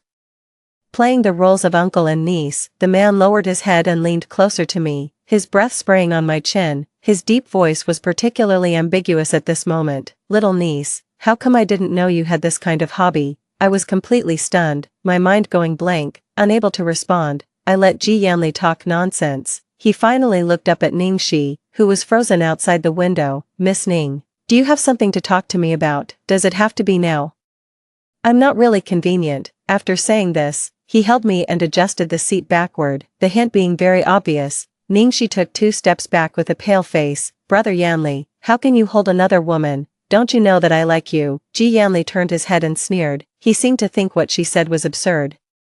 Listen, Ningxi, your liking me has nothing to do with me at all. Stop hovering around me like a fly, please. He deliberately emphasized the word please, and his repulsion towards Ningxi was clearly shown. I slowly came back to my senses. This was very wrong. Even if Ji Yanli disliked a woman, he had never made her so embarrassed in public. What's more, it was his fiancée whom he was engaged to in his previous life. While I was still thinking about it, Ningxi had already run away with tears in her eyes. Little uncle, can you let me go now? I just regarded him as using me as a shield. Ji Yanli's phone rang at this moment. Instead of letting me go, he held me even tighter. He used his other hand to answer the phone. Grandma's voice came from the other side. Yanli, what's the situation between you and Mian? Where did you take her? Ji Yanli didn't answer in a hurry. Instead, he glanced at me and raised one eyebrow slightly. What did you just say? You want to get off my lap? I immediately held my breath and shook my head at him repeatedly, signaling him not to say anything. Grandma on the other end of the phone didn't hear clearly. What did you say? Ji Yanli didn't speak, just looked at me leisurely. I closed my eyes, and had to grit my teeth and lean against his neck. Ji Yanli immediately hugged me back. It's nothing, Mom. Ji Yanli and I have some personal matters to sort out. Grandma didn't ask any more questions. She just gave a few words of advice and then hung up the phone. The air in the car suddenly became silent. Ji Yanli stopped my movement of moving away. He leaned close to my ear. This is the reason why you can't marry Song Yu. I slightly raised my head and looked into his eyes. But you said it yourself that you don't like me at all. Ji Yanli turned his head and clicked his tongue. I didn't say such nonsense. He clearly said it. I won't believe him. I climbed back to the passenger seat huffing and puffing and was about to get out of the car, but the next second, he directly started the car. 4. I leaned against the edge of the car window, counting the cars that whizzed by in boredom. I was also deep in thought, recalling Ji Yanli's abnormal behavior. Suddenly, the car was slammed to a stop. I leaned forward due to inertia. There was a black Kian blocking the way in front of us. Song Yu got out of the car. His face was cold and serious. Mian Mian. Get out, I'll take you back. I instinctively glanced at Ji Yanli. He casually tapped the steering wheel with his fingertips, looking at the boy in front of him with great interest. Did you call him here? No, for no reason. I felt a sense of low pressure. He lit a cigarette, and with a vague smile on his face, he said, your little fiancé has chased after you. I can't just pretend not to see it. After saying this, he stepped out of the car and locked the car door behind him. In the cold evening wind, the two men stood facing each other. Please let Mian Mian out of the car. I won't let her go. What are you going to do about it? Song Yu stopped arguing and directly walked towards the passenger seat, but the moment he got close, Ji Yanli grabbed his arm. Song Yu was slightly shorter than Ji Yanli. He quickly fell into a disadvantage. He was pushed around by Ji Yanli and slammed onto the front cover of his Kian. Ji Yanli's hand was around his neck. What do you want to do to Mian Mian? Song Yu managed to say. Ji Yanli unhurriedly flicked the ash off his cigarette with his other hand and crushed the cigarette but on the car. Maybe I didn't make myself clear before. Stay away from her. This is my last warning to you. She's mine. She belongs to herself. Song Yu spat out the words one by one. Ji Yanli laughed softly and increased the strength in his hand. I finally found the spare key in the car, opened the door, and ran over in a hurry. Little uncle, let him go, I said as I tried to pull his hand away, but the man didn't move at all. Song Yu was already on the verge of death. In a rush, I had to bite Ji Yanli's wrist. He finally let go. I quickly helped Song Yu up. Do you really feel sorry for him that much? Behind me came Ji Yanli's emotionless voice. I'm also injured. Can't you see it? I stopped moving. As soon as I turned around, he picked me up forcefully and threw me onto the back seat of the car. He also got into the car. Just as he was about to start the car, I struggled desperately. What are you doing, Ji Yanli? Didn't you see that Song Yu is already? The man stepped on the gas, and the car roared softly. He held the steering wheel with one hand and smiled lazily. Do you believe that if you mention him one more time, I'll drive over and kill him? Through the rearview mirror, I met Ji Yanli's gaze. My hand clenched the cushion tightly in the dark. Ji Yanli. Killing people is against the law. Are you ignorant of the law? Ji Yanli leaned leisurely against the backrest, his eyes playful. You're right, so I'm going to run over his legs. What do you think? The Song family doesn't have only one son. Moreover, it's Song Yu's father who is begging me for the project now. Do you think the Song family wants a project that can firmly establish their position in the business world? Or do they want their son's two legs? He laid out the pros and cons in front of me, forcing me to make a choice. I couldn't just ignore Song Yu. In my previous life, when everyone accused me of not being supposed to like Ji Yanli and being shameless, it was Song Yu who protected me time and time again. Little uncle, I'm sorry. In this battle without any cards, I had to admit defeat and show weakness. Ji Yanli didn't move, and the front of the car was still facing Song Yu. Okay, so what should you do in the future? I lowered my eyes and my voice was very soft. I won't contact him again. Ji Yanli's voice softened a bit. Sit back in the front. I did as he said. The man leaned over to fasten my seatbelt for me, and his fingertips rubbed my earlobe. So good. Ji Yanli finally turned the car around and left. I held the seatbelt tightly and looked straight ahead. It was as if I didn't hear Song Yu shouting my name behind me at all. 5. I was taken back to Ji Yanli's villa in the suburbs by him. I stood numbly in the entrance hall, watching him walk to the wine cabinet and drink up the whiskey in the glass in one gulp. He looked up at me while holding an ice cube in his mouth. Why are you unhappy? The sound of him biting the ice cube, accompanied by his casual steps, made me shiver involuntarily. Ji Yanli stopped in front of me and stared into my eyes. Is it because of Song Yu? What exactly do you want? There was still a trace of a crying tone in my voice. Tong Mian. Don't play dumb with me, I sniffled. Ji Yanli, if you like me, why do you still force me to do so many things? Ji Yanli didn't think there was anything wrong with that. He gently rubbed my head. Because you're not obedient enough. All the words I wanted to refute got stuck in my throat. When Grandma called Ji Yanli again, I couldn't help but breathe a sigh of relief. Finally, the only person who could save me had come. Yanli, when will you come over? We need to discuss Mian Mian's marriage. Ji Yanli looked at me with drooping eyelids, his tone indifferent. I almost forgot. What? Tong Mian's wedding is cancelled. My eyes widened instantly. Grandma was also puzzled on the other end. Why? I had a bad feeling. Ji Yanli looked at me. But he was speaking into the phone, he drawled, but his tone was beyond dispute. Because she's going to marry me, you'd better not interfere in our business. After saying this, he hung up the phone. Ji Yanli, are you crazy? I felt like I was on the verge of a breakdown. What nonsense did you talk to Grandma? Are you trying to force me to death? Ji Yanli threw his phone on the coffee table, picked me up, and then pressed me onto the sofa the next second. We were so close that I could hear his breathing. Didn't you say that you like me and only want to marry me? I couldn't break free, so I simply turned my head slightly to the side. That was in the past. Ji Yanli held my chin, forcing me to look at him. Then like me again, Tong me on. As long as you stay by my side obediently, I can wait. His gaze moved down to the side of my neck. He leaned closer. The next second, I felt a kiss on the side of my neck. My body tensed up involuntarily. Ji Yanli seemed to be getting even closer. Don't. I tried to find my voice. The man stopped his movement. After a while, he propped himself up with his arm and moved away a bit, hovering above me. Little uncle, can you let me go? Ji Yanli was still smiling, but his eyes were filled with coldness. He placed his fingertips on my lips and gently rubbed them. The meaning was obvious. The remaining words were stiffly swallowed back by me. When Ji Yanli still maintained that posture, the door at the side and rear was suddenly pushed open. A ray of light poured in, and I squinted my eyes due to the glare. What are you doing? Ningxi stood at the door with her eyes wide open in anger. Ji Yanli's expression instantly darkened, and he stood up. Were you following me? Would I have seen this scene if I hadn't followed you? The veins on her forehead were clearly bulging. She seduced you, didn't she? Brother Yanli, tell me, it's like that, isn't it? There was a hint of madness in Ningxi's eyes. Ji Yanli didn't say anything. He picked up his phone and called the security guard.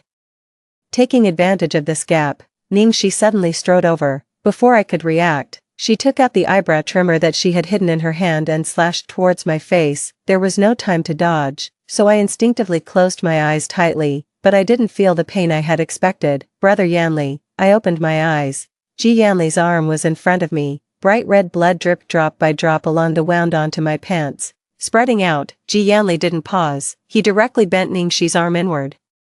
The eyebrow trimmer in his hand was pointed directly at her own neck. Why are you so cheap? A few hours ago, I just rejected you, and now you're sticking to me again. Is it my fault that I like you? Ningxi was forced to take step by step backward, and even a bloody mark had been pressed out on her neck by the blade. You'll soon know if it's wrong or not. Ji Yanli let out a soft laugh and threw Ningxi away. I heard the approaching sound of footsteps. The security guards arrived and took Ningxi away while apologizing. She was in a sorry state, but she was still crying and looking at Ji Yanli. Were you scared? Ji Yanli put away his usual carefree attitude and was rarely serious. Did she touch you? I stared blankly at the man who was crouching in front of me, looking rather nervous. I spoke slowly. You're the one who's injured. It seemed that he only noticed his wound at this moment. Half an hour later, the doctor left after bandaging the wound. I opened my mouth, with mixed emotions. Thank you, little uncle. Ji Yanli was not affected by the wound at all. He took out a cigarette and bit it. There was a slight mocking smile in his voice. You already hate me enough. If you got injured because of me, you'd probably hate me to death, wouldn't you? How could I give you that chance? I ignored his awkward words that were the opposite of what he really meant.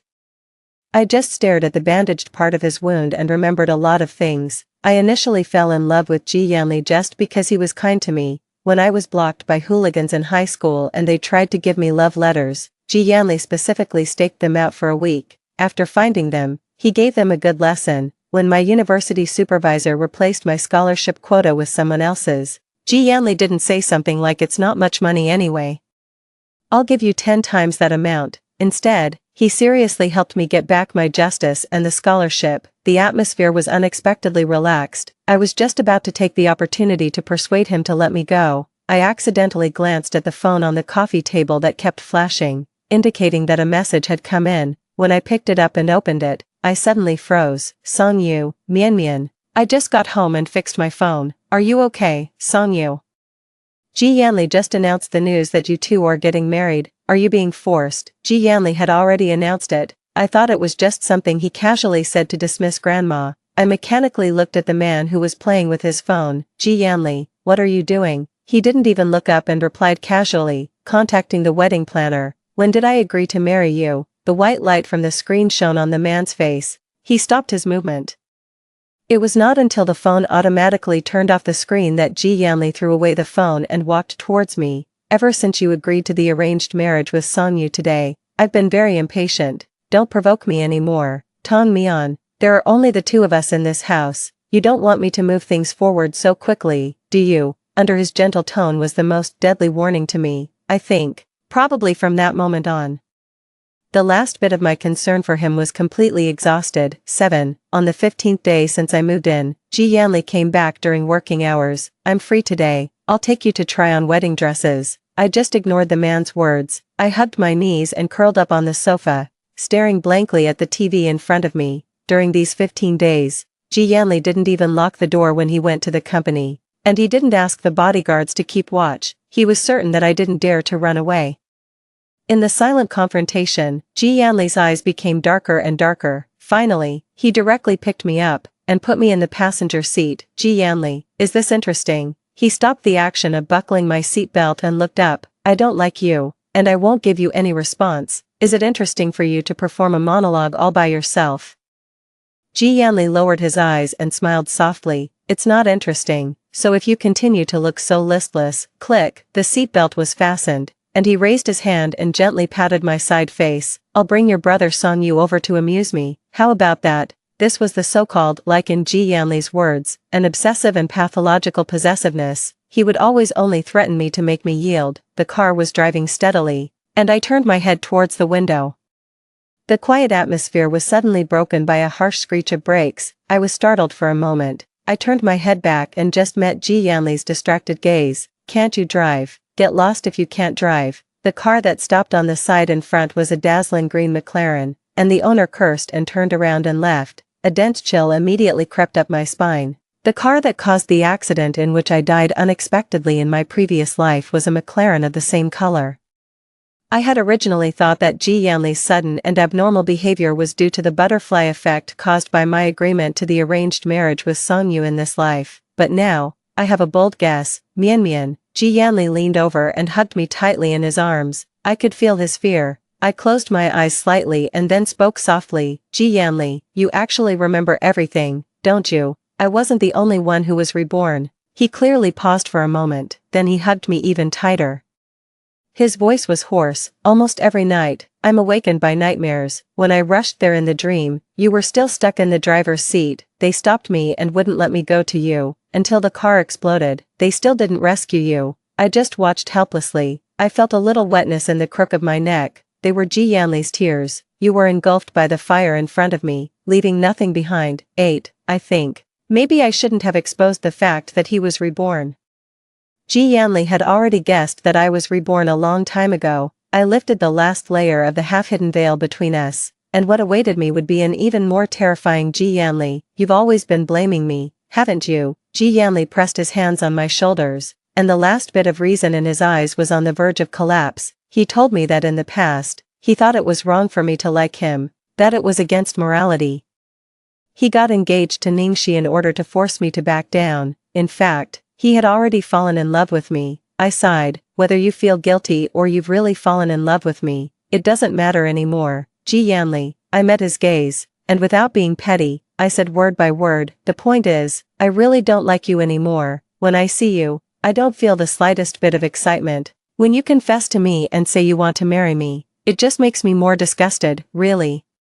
The next second, a sharp pain came from my shoulder. It was Ji Yanli exerting force. Then tell me what to do. Tong Mian, I got a chance to start over. How can I let go? He wouldn't listen to anything. I was so irritable and depressed that I couldn't catch my breath. The matter of trying on wedding dresses was forced to be terminated. Ji Yanli took me back to the villa in silence all the way. He went straight to the wine cabinet and took sip after sip, after drinking about 4 or 5 glasses.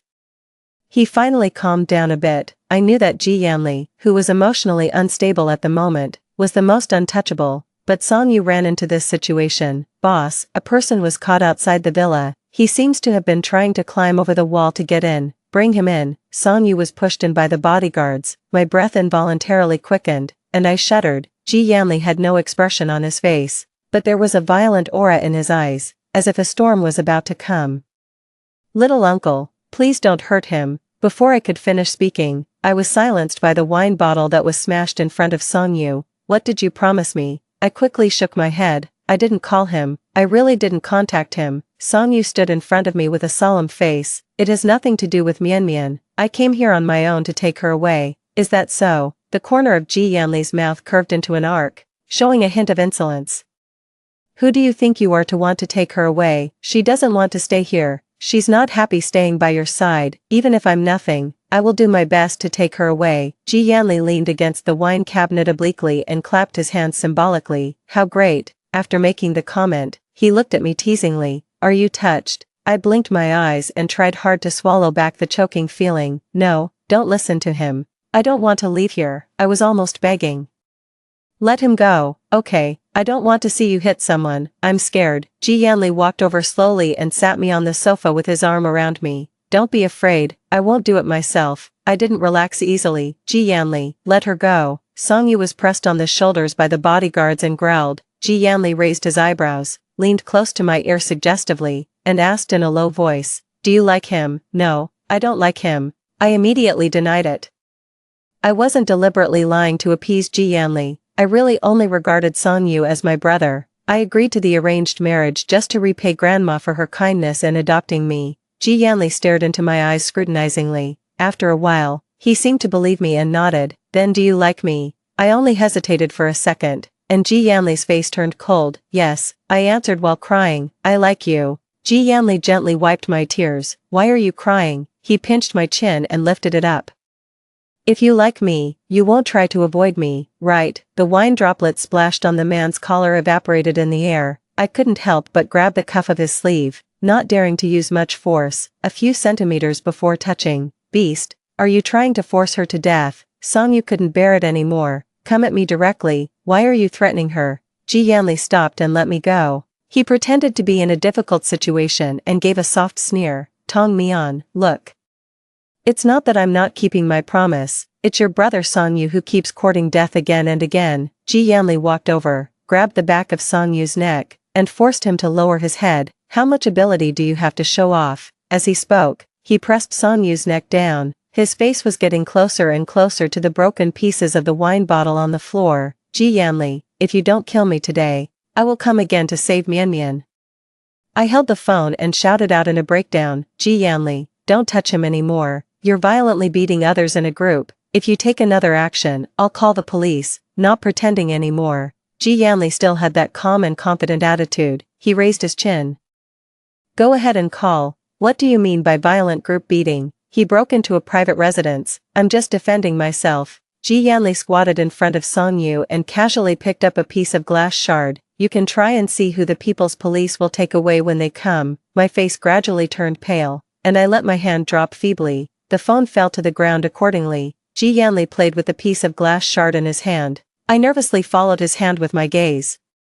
Afraid that he would stab Song Yu with it, he smiled meaninglessly. As for you, don't keep talking about killing people. Do you understand the law? Here's what we'll do. He looked at the glass shard and then at Song Yu. If you swallow it, I won't pursue this matter today. How about it? Or, I'll have someone force your mouth open and stuff all these pieces in, and then send you to the hospital for gastric lavage.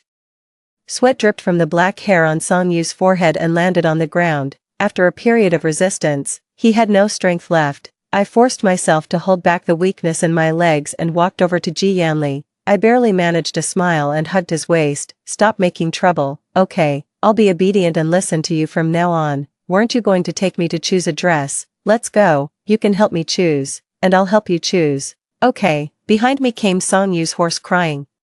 Mian, don't bow down to him. I seemed not to hear him and just buried my head in the crook of Ji Yanli's neck. He's so noisy. Throw him out. Ji Yanli was like caressing a docile pet, casually stroking the back of my head. Why are you being so obedient all of a sudden? Weren't you still threatening to call the police? I was wrong. I overestimated my abilities. Ji Yanli's hand moved down and rubbed my ear. Mian, since we're going to act, we might as well do it thoroughly.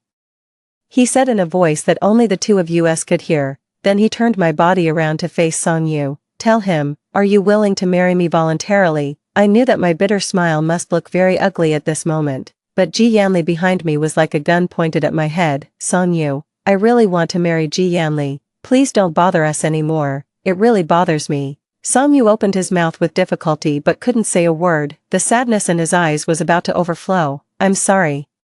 He was apologizing for not being able to take me away and forcing me to agree to marry Ji Yanli. Song Yu was sent away, and it was as if all my strength had been drained from me. I knelt and sat on the carpet, motionless. I didn't lay a finger on that idiot. What are you still dissatisfied with? Ji Yanli stood in front of me, looking down at me. I replied feebly, nothing, I'm very satisfied. He bent down and picked me up, carrying me towards my room. He's just a useless coward. That car accident wasn't an accident, it was man-made. I looked up. Ningxi ordered someone to do it, he added in a cold voice. When he found out, he didn't do anything. He just kept crying in front of your tombstone. I stared at him in a daze, and my intuition led me to ask, what about you? Ji Yanli stopped in his tracks, and his black eyes looking at me were bottomless. I killed her. I instantly lost all ability to think. Ji Yanli's eyes were dark and gloomy. She planned everything.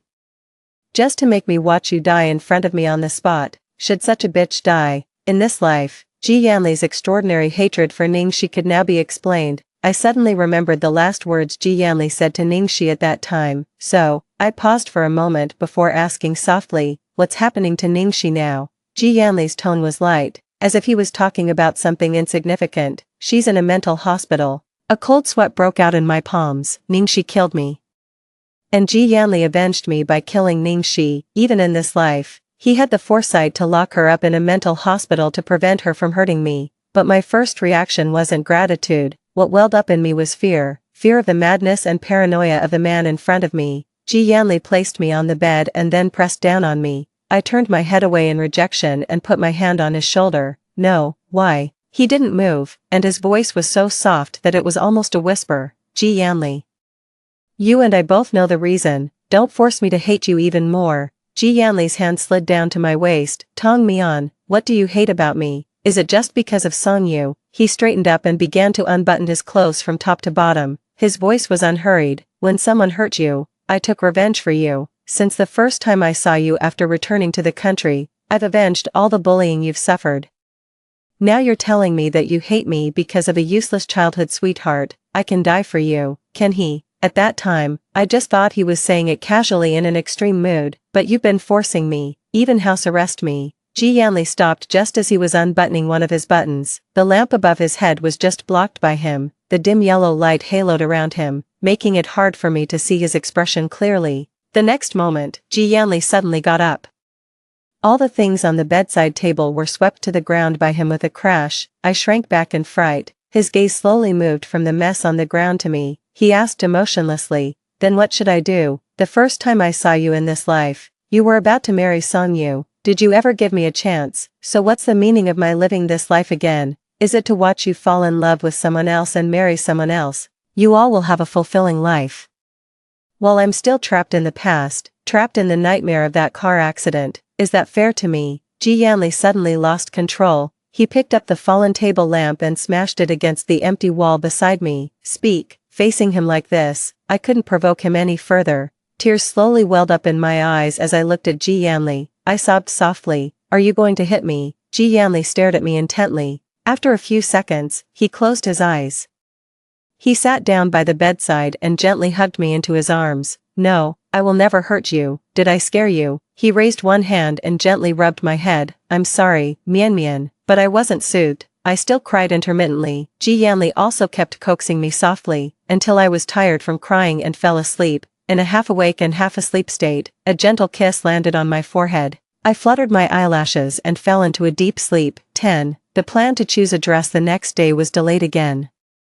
Because I had a fever, the high fever wouldn't go down. After the family doctor came and gave me N4 drip, he just told Ji Yanli, Mr. G, it's not necessarily that this girl caught a chill, she might also have been frightened. Ji Yanli watched me fall asleep last night.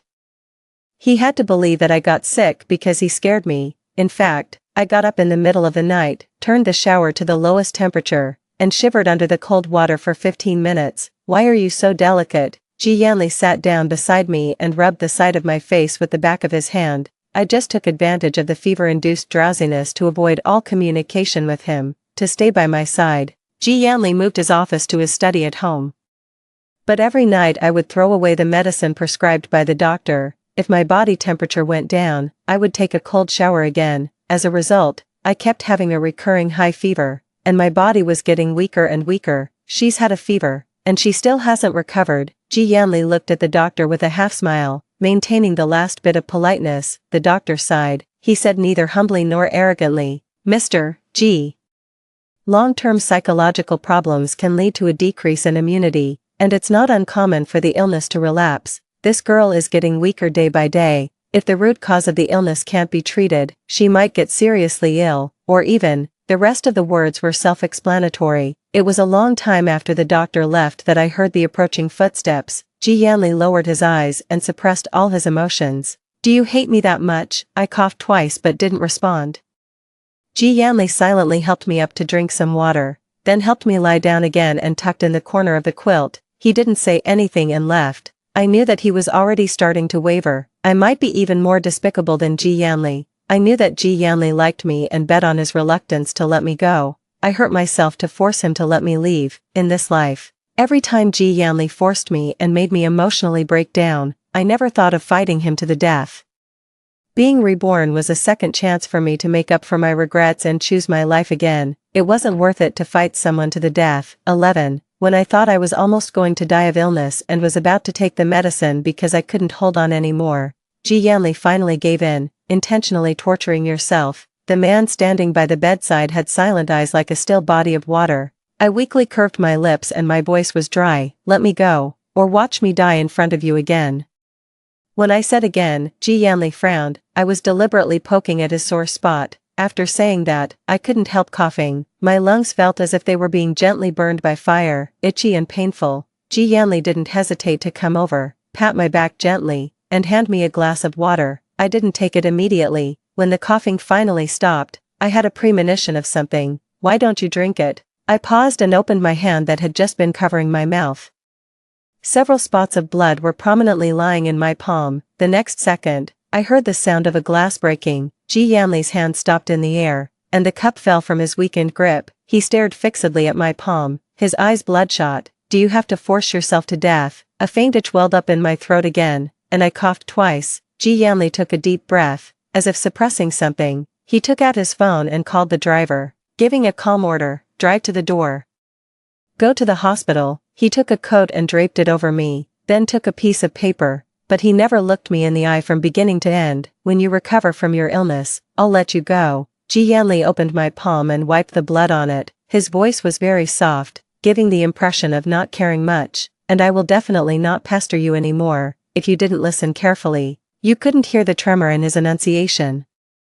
I knew that I couldn't give him any more chances at this time, so I said something that made him even more sad. Thank you, little uncle. I'll be much happier without you. I also hope that you can find a girlfriend in the future. I'll be happy for you. His hand holding the paper trembled for a moment. Then he wordlessly picked me up, carried me to the car, and took me to the hospital. After getting 2 days of intravenous drips in the hospital, I was taken back to Ji Yanli's villa to recuperate, but he rarely appeared in front of me anymore. He left early and came back late every day. The night before I left, there was a knock on the door of my room. Who is it? It's me. When I heard Ji Yanli's voice, I couldn't help but become alert. What's the matter? I'm already asleep. The person outside the door paused for a moment before asking in a low voice. The weather forecast says it will be cold and rainy tomorrow. You've just recovered a bit. Why don't you leave the day after tomorrow? I blurted out a refusal. No need. Brother Song Yu will pick me up on his way. After about another minute, I almost thought Ji Yanli had already left when I heard his voice again. Okay. 12. The next day, it was just getting light, and the rain was still falling patter. There was no sign of Ji Yanli in the living room. I raised my hand and was about to push the door open. Tong Mian. If I didn't completely get rid of Ji Yanli, I would always be worried that he would go back on his word. I frowned and turned around, meeting my wary gaze. He seemed to be stung and lowered his eyes. He was holding a white scarf in his hand. He opened it and put it around my neck. I instinctively took a step back, and his movement also paused for a moment. The scarf can keep you warm. Don't let your illness relapse. Thank you, I replied, and my gaze fell on Song Yu outside the window. I thought that my eagerness to leave was written all over my face. Ji Yanli smiled self-deprecatingly and said slowly, maybe I really have some psychological problems. which is why I tried every abnormal means to keep you. Sorry." Only then did I look at him directly. The man in front of me had a hint of tiredness between his eyebrows and eyes. After a long time, I just nodded, then I opened the door and left. I didn't look back even once, in the following years, as Ji Yanli promised me. He never appeared in front of me again. It wasn't difficult to fall in love with Song Yu. He always put me first in everything. He wasn't overbearing or violent. He would always listen to my thoughts gently, but he definitely wasn't lacking in a sense of responsibility either. I agreed to Song Yu's proposal in the late autumn of the third year. This time, there was no business-arranged marriage. It was just driven by pure love. On the day of the wedding, I didn't send an invitation to Ji Yanli. Only Grandma called him, but on the day of the wedding, he still didn't show up. Later, I heard from Song Yu that Ji Yanli actually gave the project to Song Yu among Song Yu's company and another competing company. One day, on a whim, I went downstairs to the company to wait for Song Yu to get off work. A car quickly passed by in the nearby parking lot. I hadn't thought of Ji Yanli for a long time. But at that moment, I suddenly remembered, Ji Yanli used to have a car of the same series. Mian Mian. Song Yu's voice interrupted my trance. I raised my lips and walked towards him. "I'm here to pick you up from work." Song Yu raised his eyebrows slightly. "Then who will drive?" I squinted my eyes and smiled, feeling justified. "You drive." He chuckled and put his arm around me and left. The project encountered problems at a crucial point, and at the same time I was also found to be pregnant. Song Yu hesitated to speak. It took him a long time to speak with difficulty. One of the factories in the south was hit by a mountain flood. Not only were all the most crucial components destroyed, but it was also said that some workers were killed. Ji Yanli and I have to go there. I comforted him. "It doesn't matter. Mountain floods are frequent at this time of the year. You have to pay attention to your safety, you know." I didn't expect that my words would come true. Half a month later, only Song Yu came back alone. He knelt in front of Grandma, his face mixed with blood and tears. "Ji Yanli saved me. I'm sorry for you." I suddenly raised my head, as if I couldn't understand what he was saying. Song Yu said that on the way down the mountain with Ji Yanli, a flood suddenly broke out. They didn't have any experience and couldn't escape. There was only a stone half embedded and half exposed nearby as a high place. It was Ji Yanli who found it. Yanli. What do you think about Mian Mian's marriage with the Song family? When Song Yu turned his head, a torrent suddenly gushed out, and he couldn't see Ji Yanli's figure anymore. He was prepared to die, but he didn't even have time to say a final word. When I stood in front of his tombstone and looked into his black and white photo, I felt as if I had traveled through time. I hadn't seen Ji Yanli for many years, because I didn't care. His features had unconsciously faded from my memory, until now. His outline became clear again. I suddenly remembered what he had said for no apparent reason. "I can die for you." Can he? So, did you save Song Yu for my sake? But no one would answer me anymore. On that day, before I left the cemetery, I met Ji Yanli's assistant, Miss Tong. "Mr. Ji had already made a will, except for the fixed share for the old lady. All the property under his name belongs to you." After saying that, he seemed to remember something and continued to add, "Mr. Ji said it was in the name of your little uncle, so you don't have to think too much about it." Another half-month passed. The local police in the south called Grandma. I was afraid that Grandma would be stimulated, so I answered the phone for her. The result was that Ji Yanli's body wasn't found. There was only a cloth amulet with some characters embroidered on it. It wasn't certain if it belonged to Ji Yanli. I asked, "What are the characters?" The other side said, "May Mian Mian be safe and sound." Story 2. In a previous life, Jiang Hao rushed into a burning building to save his good brother. Ignoring my desperate attempts to stop him, he ended up with 45% of his face burned and a permanent disability in his left hand. However, when I suggested breaking up to let him be with Li Meng, they took to the internet to write about how I was a heartless woman abandoning a hero who had saved others from a fire, which led to me being cyberbullied by millions. In the second year of suffering from depression, my family forced me into marriage with Jiang Hao by offering a dowry of 500,000 yuan. Li Meng did not attend our wedding but was waiting at our new home early to consummate the marriage on my behalf. I didn't disturb them. Instead, I silently turned on the gas in the kitchen, and when Jiang Hao rushed to turn it off, I pulled out a lighter. "Let's meet in hell then." A fire treats everyone equally, regardless of who they are. I thought it would bring me relief, but after intense pain, I found myself back in the apartment I rented over 2 years ago. There, Jiang Hao and I were cuddling on the sofa, watching a movie. His left arm was around my neck, and he held a cigarette in his right hand. My mouth, seemingly out of control, pointed at the screen and endlessly talked about wanting a big bed like the one in the movie for our new home. Jiang Hao chuckled softly, "Sure, as long as you like it, we'll get whatever you want." As he spoke, he leaned over to kiss me. I was terrified and wanted to resist, but then I heard a familiar ringtone. Jiang Hao had set a special ringtone for Li Meng, recorded by her. "Aren't you going to answer the phone, my dear son? What are you up to that's so shady? Forgot your brother now that you have a wife? Huh, if you don't answer, you're buying the next round of skewers." It was a recording of Li Meng teasing as she ran, with Jiang Hao chasing after her. Her exaggerated laughter and heavy breathing clear in the background. Jiang Hao picked up the phone as if it were a royal decree. "What now, my lady? You sure have a knack for timing. Ah how, save me, cough cough, my house is on fire, I might die, ah how, save me, cough cough." Li Meng was coughing violently as she hung up. Jiang Hao stood up from the sofa, his face serious and anxious, pacing back and forth. He called Li Meng several times, but she didn't answer. He grabbed his jacket. "Su Qiao. Something's happened to Li Meng, we need to go check on her." "Why, can't we just not go?" Jiang Hao paused, looking at me with disappointment. "Su Qiao, are you even human?" Li Meng said her house is on fire, it's a matter of life and death, and you don't care at all. "I don't care, I'm not her mother, why should I worry? It's you who's all worked up over another woman, accusing your own girlfriend of not being human. What are you trying to say?" "Su Qiao, what are you doing now? You know how close I am with Li Meng. We've been good buddies for years, you should pick your moments." "Jiang Hao, what if I forbid you from going?" Jiang Hao scoffed and turned to leave. As he was changing his shoes at the entrance, I spoke again. "Jiang Hao, I'm giving you one last chance. If you go to Li Meng today, we're breaking up. From now on, you can be with Li Meng, just don't come looking for me." Jiang Hao replied, "Break up? Just because my brother needs me." "Su Qiao. You've really shown me what it means when they say brothers are like limbs, women are like clothes. If I ever face trouble in the future, I don't know if you would come, but I know for sure that Li Meng would, so today, I must make sure she's safe. If you want to break up, then let's break up, but remember, the problem lies with you, not me. I have a clear conscience." After saying that, he turned and rushed out of the front door, seeing both elevators occupied. He sprinted down the stairs instead. We live on the 7th floor, and running down indeed proved faster than walking. I don't know why. Even when I was prepared to go through hell, I find myself back in the realm of the living.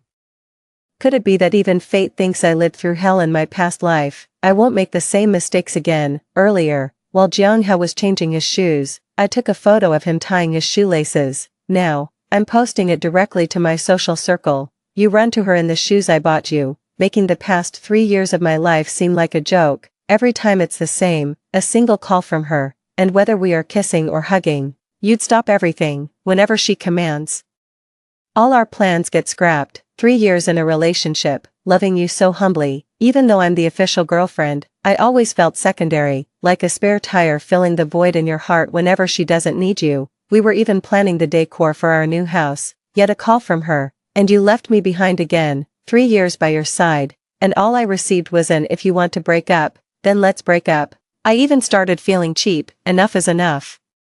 All the demeaning things I did for you, I'm taking it all back today. I've paid the rent until next month and settled this quarter's utilities. You'll need to learn how to handle these going forward. Don't forget, I know you have no experience renting on your own. Since I met you, you've wanted to start your own business, never worked a day, and probably don't have much savings, so I chose to move out, leaving everything in the apartment for you. After all, this place reeks of you. And I can't stand it anymore. I just hope from now on we can go our separate ways and never disturb each other again. Jiang Hao, I genuinely wish you and Li Meng happiness and a long-lasting love. Love her well and stop using the guise of being good buddies to hurt innocent girls. The hardships, tears, and grievances I've endured over these 3 years, don't let another girl suffer them. Jiang Hao, love Li Meng well, I wish you happiness. It takes about 15 minutes to drive from my place to Li Meng's. I must make every second count during this time, posting about my breakup with Jiang Hao because of his best buddy Li Meng across all my social platforms, letting everyone know. Besides the last photo I took of him changing his shoes, there are also screenshots of our chats. Over 3 years, Jiang Hao and I argued countless times because of Li Meng. He stood me up more times than I can count for her sake. It seems whenever I had a date planned with Jiang Hao, Li Meng always had some crisis. I posted 8 screenshots on WeChat where Jiang Hao apologized for standing me up because of Li Meng, then on Weibo, I posted 18, after that, I quickly packed up some essentials, dragged my luggage downstairs, and took another photo for my social circle. Goodbye, no matter how hard it is to let go. During the years I was cyberbullied, I never understood why it had to be me who suffered. Later, I thought maybe it's because Li Meng knows how to speak, to show vulnerability, to cry, to talk about emotions. She would die for Jiang Hao's happiness, so this time, let her be the one to personally bring him happiness. I took a taxi straight to the airport and bought a ticket for tonight's flight to Yunnan. Having just broken up, I was devastated. Traveling to clear my mind seemed reasonable, right? As soon as I landed and turned on my phone, it was bombarded with messages. I was flooded with over 99 notifications. Jiang Hao's idiot friends were shamelessly texting, Su Qiao, Jiang Hao needs you now. How could you leave him at a time like this? There's absolutely nothing romantic between Jiang Hao and Li Meng. All of us brothers can vouch for that. Su Qiao, Jiang Hao is in the emergency room fighting for his life. Come back and take care of him. Aren't you afraid of being criticized if you abandon him now? Afraid? Of course, I'm not afraid. Not only am I not afraid, I even feel like laughing. I ignored those messages and then saw many voice messages from my best friend. She started by cursing Jiang Hao. Damn, you finally broke up, sister. Jiang Hao is such trash. I told you he was no good. And that Li Meng, what a bitch, thinks she can rely solely on her male best friends. Disgusting. You were so naive to pay his rent and utilities for so many years. A dog would have been better to keep than him, and you left the house to him. Why should you? He doesn't even deserve a doghouse. Why did you go to Yunnan? To heal from the breakup. Send me your hotel info when you get off the plane. I'll catch the next flight to join you. Damn sister. Karma really does exist in this world. Truly, you breaking up with Jiang Hao was so timely. Just an hour later and you wouldn't have been able to escape. Jiang Hao got burned trying to save Li Meng and was rushed to the hospital. Fong Fong was extremely agitated until she got on her flight. I listened to her voice messages over and over, alone in my hotel room, tears streaming down my face, because in my past life, when I was alone, unsupported, and tortured by depression to the point of wishing I were dead, she was the only one there for me as always. She didn't know how to comfort me, and at that time I had completely closed myself off, not allowing anyone near, so she would often send me voice messages. Share her experiences as if nothing had happened, treating me like a normal person. In my past life, when I died, she was probably still single, had bought a camper van, traveled with a big yellow dog, and became a travel blogger with over 1 million fans. She must have been busy, had many friends, taken many ads, and seen many sights, but she still messaged me, sent photos. Let me see the roads she traveled and the views she saw. Ciao ciao, you should have come with me, you would have loved it. That was what she told me the most, her consistent attitude towards me, her understanding and support from start to finish. Her years of friendship amidst the overwhelming unjust criticism and moral coercion were as fine as spider silk, yet capable of bearing immense weight. It was the only ray of light that pierced through my dark world. I still fear crowds, even though those people aren't blaming or cursing me online anymore. Not dredging up every traceable event from my childhood to scrutinize and judge. But those deep-seated fears and aversions aren't something that just disappear after rebirth. I checked Fong Fong's flight and estimated the time, then went down to the hotel lobby to wait for her. It was already past 3 in the morning, and there were only a few people at the hotel entrance. I stood alone, tucked in a corner under a column, and as soon as Fong Fong got out of the taxi, she glanced at the few people at the entrance and made a beeline towards me. For me, it had been over 2 years since I last saw her, but for her, it was as if we had just gone to a newly opened hot pot restaurant yesterday afternoon. Ciao ciao, Fong Fong ran towards me. She hugged me tightly. Not used to being in close contact with others, I tensed up instantly, but realizing it was Fong Fong who was holding me, someone who wouldn't hurt me, I gradually allowed myself to relax. Let's go up, we can talk more in the room. Throughout the journey, Fong Fong didn't stop talking. She alternated between being thankful for my timely escape and cursing Jiang Hao as a despicable man who got what he deserved. Do you know, there should have been no casualties in the fire, but he ignored advice and charged in to play the hero, only to end up with severe burns. He became the only person in need of urgent care.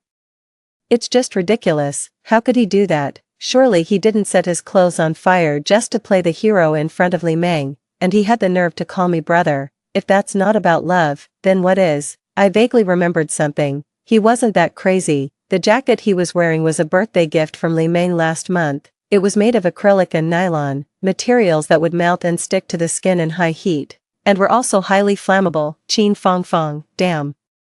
She seemed unsure how to judge the relationship between those two. After a pause, she shifted the conversation back to me. Thank God you left, otherwise, you wouldn't even realize what trouble you'd have been in. Are there temples in Yunnan? We must go offer incense at dawn to thank the deities for watching over you. If you had been weak one more time, swallowed your pride one more time, you would have ended up in the hospital taking care of him.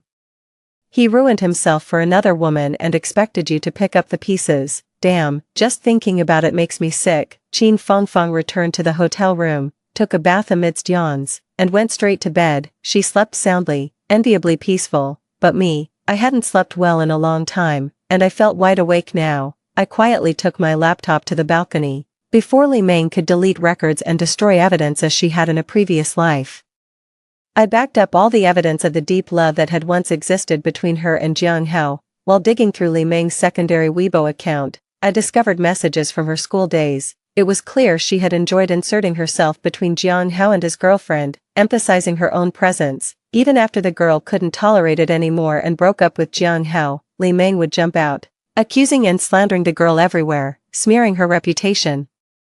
Standing on a moral high ground, she rallied classmates to vilify the girl who broke up with Jiang Hao, portraying herself as righteous and just, and Jiang Hao as the innocent, pitiful one always being let down. The ex-girlfriends, in Li Meng's narrative, were monstrous and deserved disdain. All their friends, almost everyone they knew, were expected to join her and Jiang Hao in ostracizing these women, or else they were no better. No wonder in a past life. She easily incited an online mob against me. Even though she was the one Jiang Hao had risked his life to save, she managed to clear her own name and morally blackmail many into believing I should stay with Jiang Hao unto death. It turns out she had mastered these tactics since her school days, perfectly honed. The more I uncovered, the more I realized that this secondary account was actually the truest reflection of Li Meng's past persona. She was brash and arrogant, like a little gangster. Looking down on other girls, her mantra was, I'm basically one of the guys, not at all like those girls, I can't hang out with them, girls don't like me, I can only befriend boys. In college, when she wanted to reinvent her image, she switched accounts. This secondary account, used only to document her and Jiang Hao's supposed brotherly love and other close friendships, was meant to disgust her defeated foes. Here, the defeated foes specifically refer to Jiang Hao's ex-girlfriends. Filled with boastful and provocative posts, almost as if saying directly, I'm posting this for you to see, please come and envy me. Last month, during Jiang Hao's birthday, even though I was also there, all the photos that Li Meng posted either omitted me or showed just half of my face tucked away in a corner, like an unfamiliar passerby. She even posted a photo of herself trying on clothes with Jiang Hao, effectively painting a picture without me in it.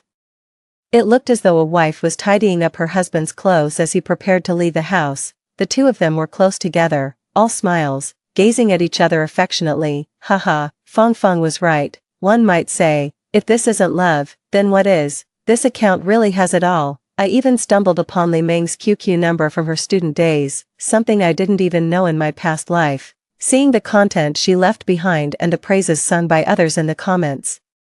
Her QQ number seemed quite special, not something just anyone could add. People in the comments were desperately pleading for a spot in her friends list, as if appearing on Li Meng's list was a great honor, a symbol of status. Following through on QQ, I found that entering her space required answering a question. The question was, who is lousy? Considering the nicknames her friends used in their interactions with her on Weibo, I typed in Mengyi and got in. The last comment on the message board in her space was from 5 years ago. From those messages, it felt as though Li Meng had established some sort of cult, with her classmates worshipping her religiously. Opening her space's albums and videos, I finally understood that the so-called worship stemmed from fear. They desperately flattered her, seeking her approval, terrified by her cruel methods towards those she disliked. She had shamelessly recorded and boasted about her bullying during her student days, getting lost in the calls of Mengyi from her cronies. As a girl, She even secretly took photos of her classmates changing in the girls' dormitory and uploaded them directly to her space. With a group of male classmates, she objectified several developing girls, blatantly calling them derogatory names. In her comments section, someone even specifically requested photos of the class beauty, and Li Meng, without hesitation, posted photos of the class beauty changing. I clicked on that boy's profile, increasingly familiar. Wasn't that Jiang Hao from our school days? I felt so disgusted I wanted to vomit. I finally understood why there was always such a proud, close bond between Jiang Hao and Li Meng, even boasting about it to their own girlfriends. Their revolutionary comrades-like friendship, irreplaceable intimacy, was built layer by layer on the tears and humiliation of many girls.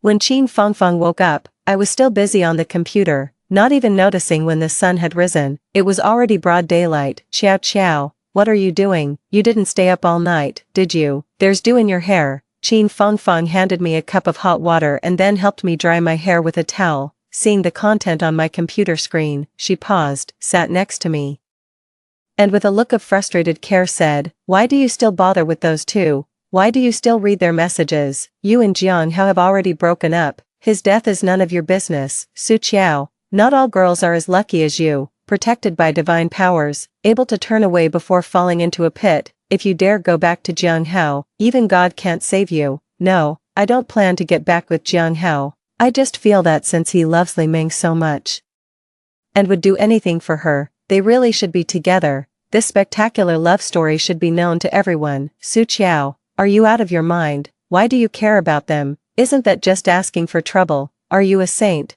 How much bullying and suffering have you endured because of them, and you still have the mood to appreciate their love? What's wrong with your brain? Even Maria isn't as saintly as you. Qin Fangfang's words nearly awakened my conscience, which had been crushed by a brutal online bullying incident. Of course, I am no saint. There are no saints in hell, only devils. After clicking send, I closed my laptop. Let's go have breakfast. You said you need to go offer prayers early. Qin Fangfang, I do need to light some incense, praying for some divine help for your misguided mind. After the ceremony is over, we'll head back. No, why go back? You didn't even bring any luggage, not even a change of clothes.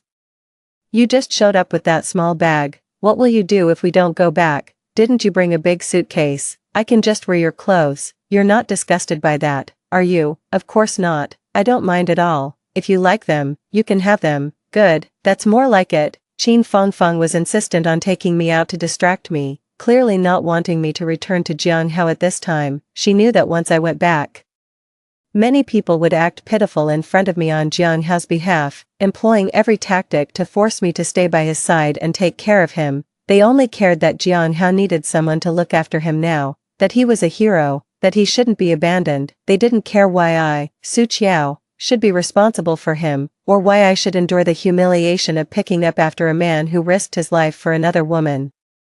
If Jiang Hao had truly loved me wholeheartedly over these 3 years, and not consistently prioritized Li Meng's needs over mine, if it had been me trapped in that fire, if he had risked his life to save me, no matter if it resulted in burns or disfigurement, I, Su Qiao, would willingly take care of him for life, without a single complaint. But as he said, he believes Li Meng would sacrifice everything for him but doesn't trust me. Therefore, if it was Li Meng in that fire, he would definitely go, even at the cost of his own life. If it was me in the fire, at most he'd stand in the crowd and tell me not to panic, and if he remembered to call the fire department, I'd consider him considerate. It's even possible that if Li Meng called him at that moment, he would leave, and later justify himself by saying, "The firefighters were already there. What could I do? You're fine, aren't you? Li Meng needs me." It's ironic just to think about it. I can already imagine his exact expression and tone. I really don't understand. Why must he torment other girls? Why can't he just be with Li Meng directly? These two are insane. Unable to confront them in person, I searched online for several popular bloggers, seeing their posts about the unnamed hero in the fire, with hundreds of thousands of likes and tens of thousands of comments. I directly sent the evidence of Jiang Hao and Li Meng's love through a business partnership email. Humans are emotional beings, innately longing and yearning for beautiful love stories, especially the passionate, true love that endures life and death trials, unwavering and irreplaceable. Who wouldn't be moved by such a story? The package I sent them was full of screenshots, solid evidence, without a single embellished word. The content contained only conversations, photos, and videos between those two, without involving a third party. Anyone would think that those two had been in love for over a decade. From school uniforms to wedding gowns, a hero fearlessly braving the flames for his beloved, these two really stacked up the romantic buffs. If only Jiang Hao hadn't dated one girl after another during this time and always referred to Li Ming as a brother, their story and feelings would be enough to make a romance movie. Those bloggers really knew how to capitalize on trending topics. After receiving the email, they immediately asked me to name my price. You misunderstood, these aren't for sale. They are free. I know them and was moved by the fearless spirit of the firefighting hero risking his life for his lover. I hope the whole world sees their beautiful love that transcends life and death. Please promote them vigorously. When the wedding comes, the whole nation should join in the feast virtually. Jiang Hao and Li Ming's love story hit the trending searches the afternoon after the fire, not just locally, but on a national level. At that time, Jiang Hao probably hadn't even been moved out of the ICU. In the age of social media, where information spreads explosively fast, the popularity of a firefighting hero soared incredibly. At the time, everyone who captured photos and videos at the scene uploaded them to their accounts. Also, people around Jiang Hao and Li Ming, many of whom wanted to gain fame by being associated with heroes, were willing to accept interviews from various media and make statements on camera. I really didn't expect this level of attention. Qin Fengfeng returned to the hotel in the evening and saw the trending search, nearly smashing her phone in anger. Shameless, utterly disgraceful. These two wretches truly have no bottom line. Why hasn't lightning struck them dead? Are they childhood sweethearts destined by fate? Have they been together from school uniforms to wedding dresses? Then what are you? What about the other women before you? Are they just props in their romantic games? Insane. These two are really insane. There's no way to justify their actions. They have so many classmates and friends. Why has no one come forward to reveal the truth? Are they all blind? It kills me to see those two despicable figures being adored and praised by the whole nation on the trending searches. It's more painful than gouging out my eyes. Feng, calm down. Have some tea to cool off. Getting angry over them is not worth harming your health. Su Qiao, have you lost your mind? Why aren't you angry? I've already broken up with Jiang Hao. Whatever he does has nothing to do with me anymore. Why should I be angry? But the way people online are shipping them, it's as if you've been the third party for the past 3 years. I just can't swallow that. Third party. The news about Jiang Hao and Li Ming is unusually hot. The whole nation is obsessed. If they knew that Li Ming is just the guy who broke up all of Jiang Hao's past relationships, I wonder if they would collectively spit blood. I asked a well-connected influencer, what's going on? How did this become a national trending topic? My friend is just an ordinary person and can't handle this. The quick reply came, this has nothing to do with me. This isn't something my dozen accounts could achieve. To tell you the truth, clearly some big capital is involved. Why? It's simple. It's about shifting the focus. Instead of the public demanding answers about fire safety, property management responsibilities, or why a gas company had a pipeline leak and explosion, it's better to feed them a crazy true love story. Tell your friend to see the bright side. It's not necessarily a bad thing. In the era of social media, so many people are desperate to become famous. They can easily gain millions of fans overnight and just by occasionally promoting products. They can be set for life. Nobody's perfect. Tell them to delete any incriminating information fast and to apologize to any enemies. The power of netizens is immeasurable. In less than 3 days, both their family histories could be dug up. Okay, thanks for the heads up. I checked Li Ming's alternate account again, and just like in a past life, it had already been deactivated. Too late, unfortunately. Qin Fengfeng tirelessly exposed their ugly true faces online, advocating for Jiang Hao's ex-girlfriends, mainly for me, but she didn't want to drag me into it, didn't want me to be scolded, so she only mentioned a friend of mine. As a result, the fanatic shippers of the couple cyber-attacked. Everyone knows, an unnamed friend is treated as the person themselves. Their relationship is so good, their daily life so sweet, it's impossible for anyone to come between them. You must be just a bitter person unable to get love. No one knows better than I do how little Qin Fengfeng thinks of Jiang Hao. To say she pined for Jiang Hao or was jealous of their love, to Qin Fengfeng, was the ultimate insult. Qin Fengfeng would never respect the men around me. When she saw news about girlfriends stealing boyfriends, she was almost nauseated. A real best friend would think that no man in the world is worthy of her best friend. Stealing men, nonsense.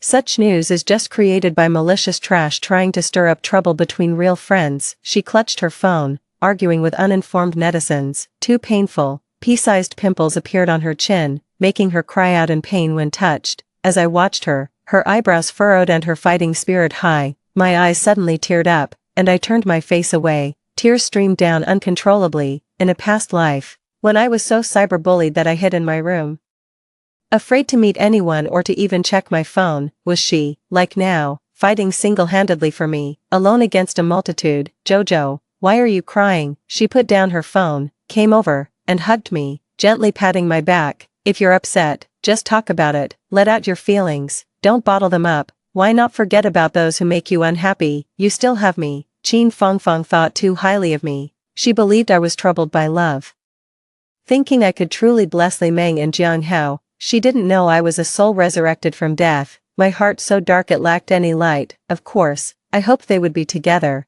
and I also hoped they would face endless calamity, better off dead, never to part through eternity. For a moment, I couldn't help but want to share my past life experiences with Qin Fangfang, but seeing her reddened eyes and the boil on her chin, I held back. What grievances have I suffered this time? It's merely escaping from a sea of misery, a stroke of luck. Yet she still felt indignant on my behalf. If she knew what I had endured in my past life, how I died, it would be too painful for her. Fangfang, stop arguing with others. Could you let me use your account? Sure, take it, post whatever you want, argue with whoever you want, I'll bear the consequences. I'm not afraid of anything, I wouldn't curse anyone. I had already understood that one person cannot win against the whole internet, who only care about their imagined ideals, boldly claiming, I think he's pitiful, so you must take responsibility for him, rather than saying, I think he's a great hero, I'll take care of him for life. They are generous with others' feelings, then bask in the satisfaction of being a good person. This time, I wanted to try that kind of happiness too, holding on to Qin Fangfang's account, still editing the content. A blogger who had contacted me before with several accounts reached out again.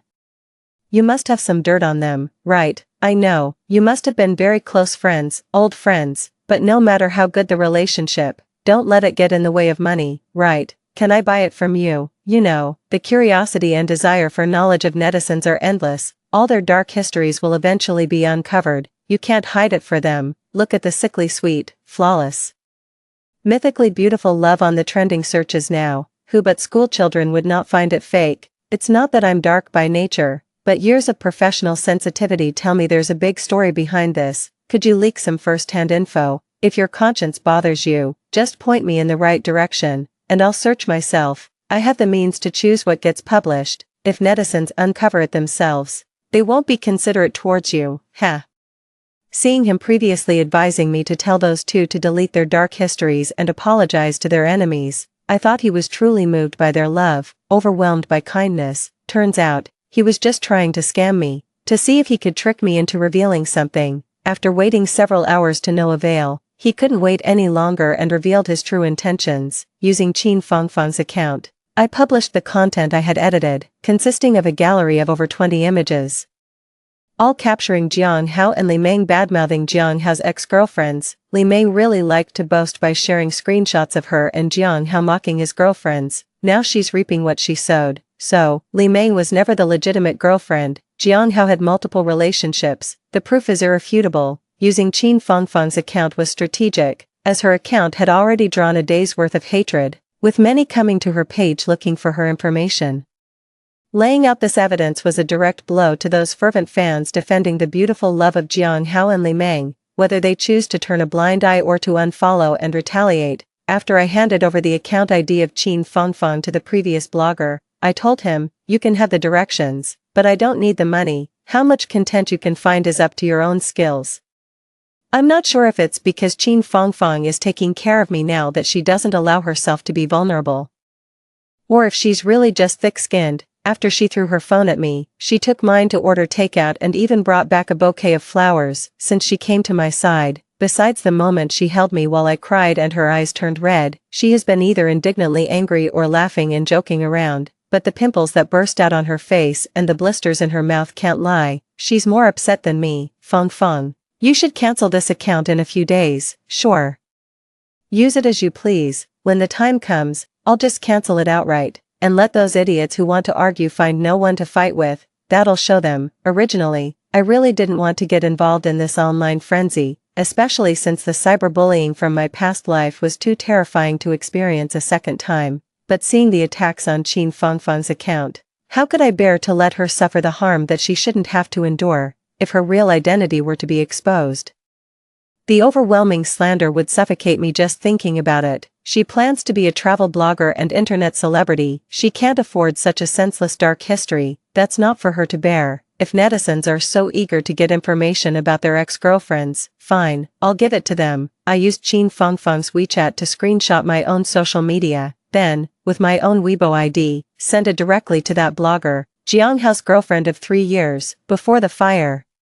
Broke up with him after a fight with Li Meng. I knew it. True to his nature as a traffic-hungry blogger, he was as excited as a vulture spotting carrion. The beautiful love story of a firefighting hero was pushed to the forefront to distract the public of 3 years, before the fire.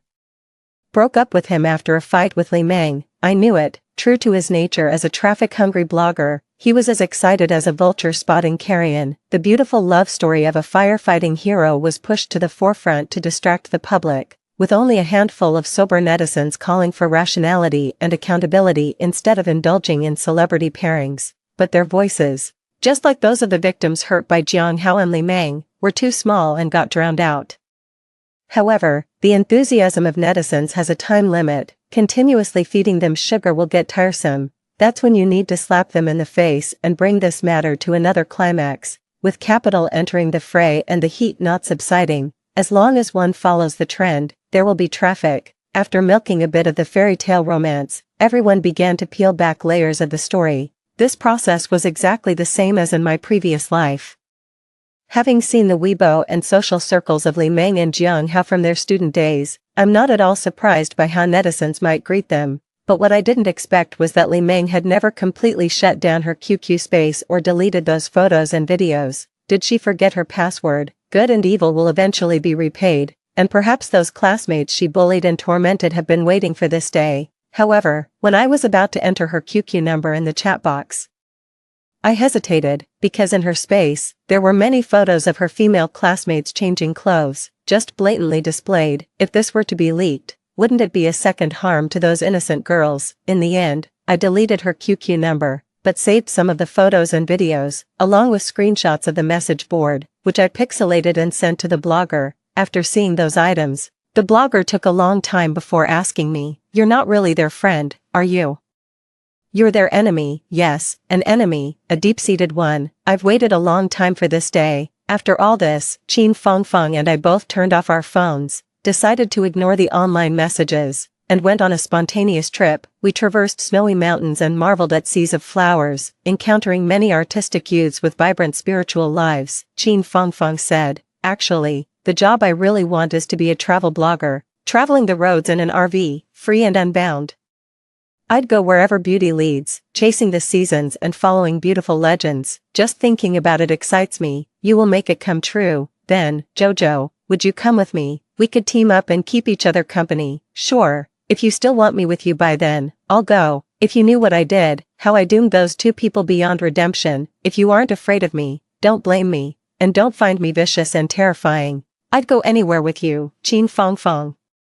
What silly things you're saying. If you're willing to be with me, I couldn't ask for more. So it's settled then. I'll save up to buy a car. I spent a whole week with Qin Fengfeng in Yunnan before we finally started our journey home. Online, the story of the big fire and the hero Jiang Hao who rushed in to save others had turned into a drama series full of climaxes and twists.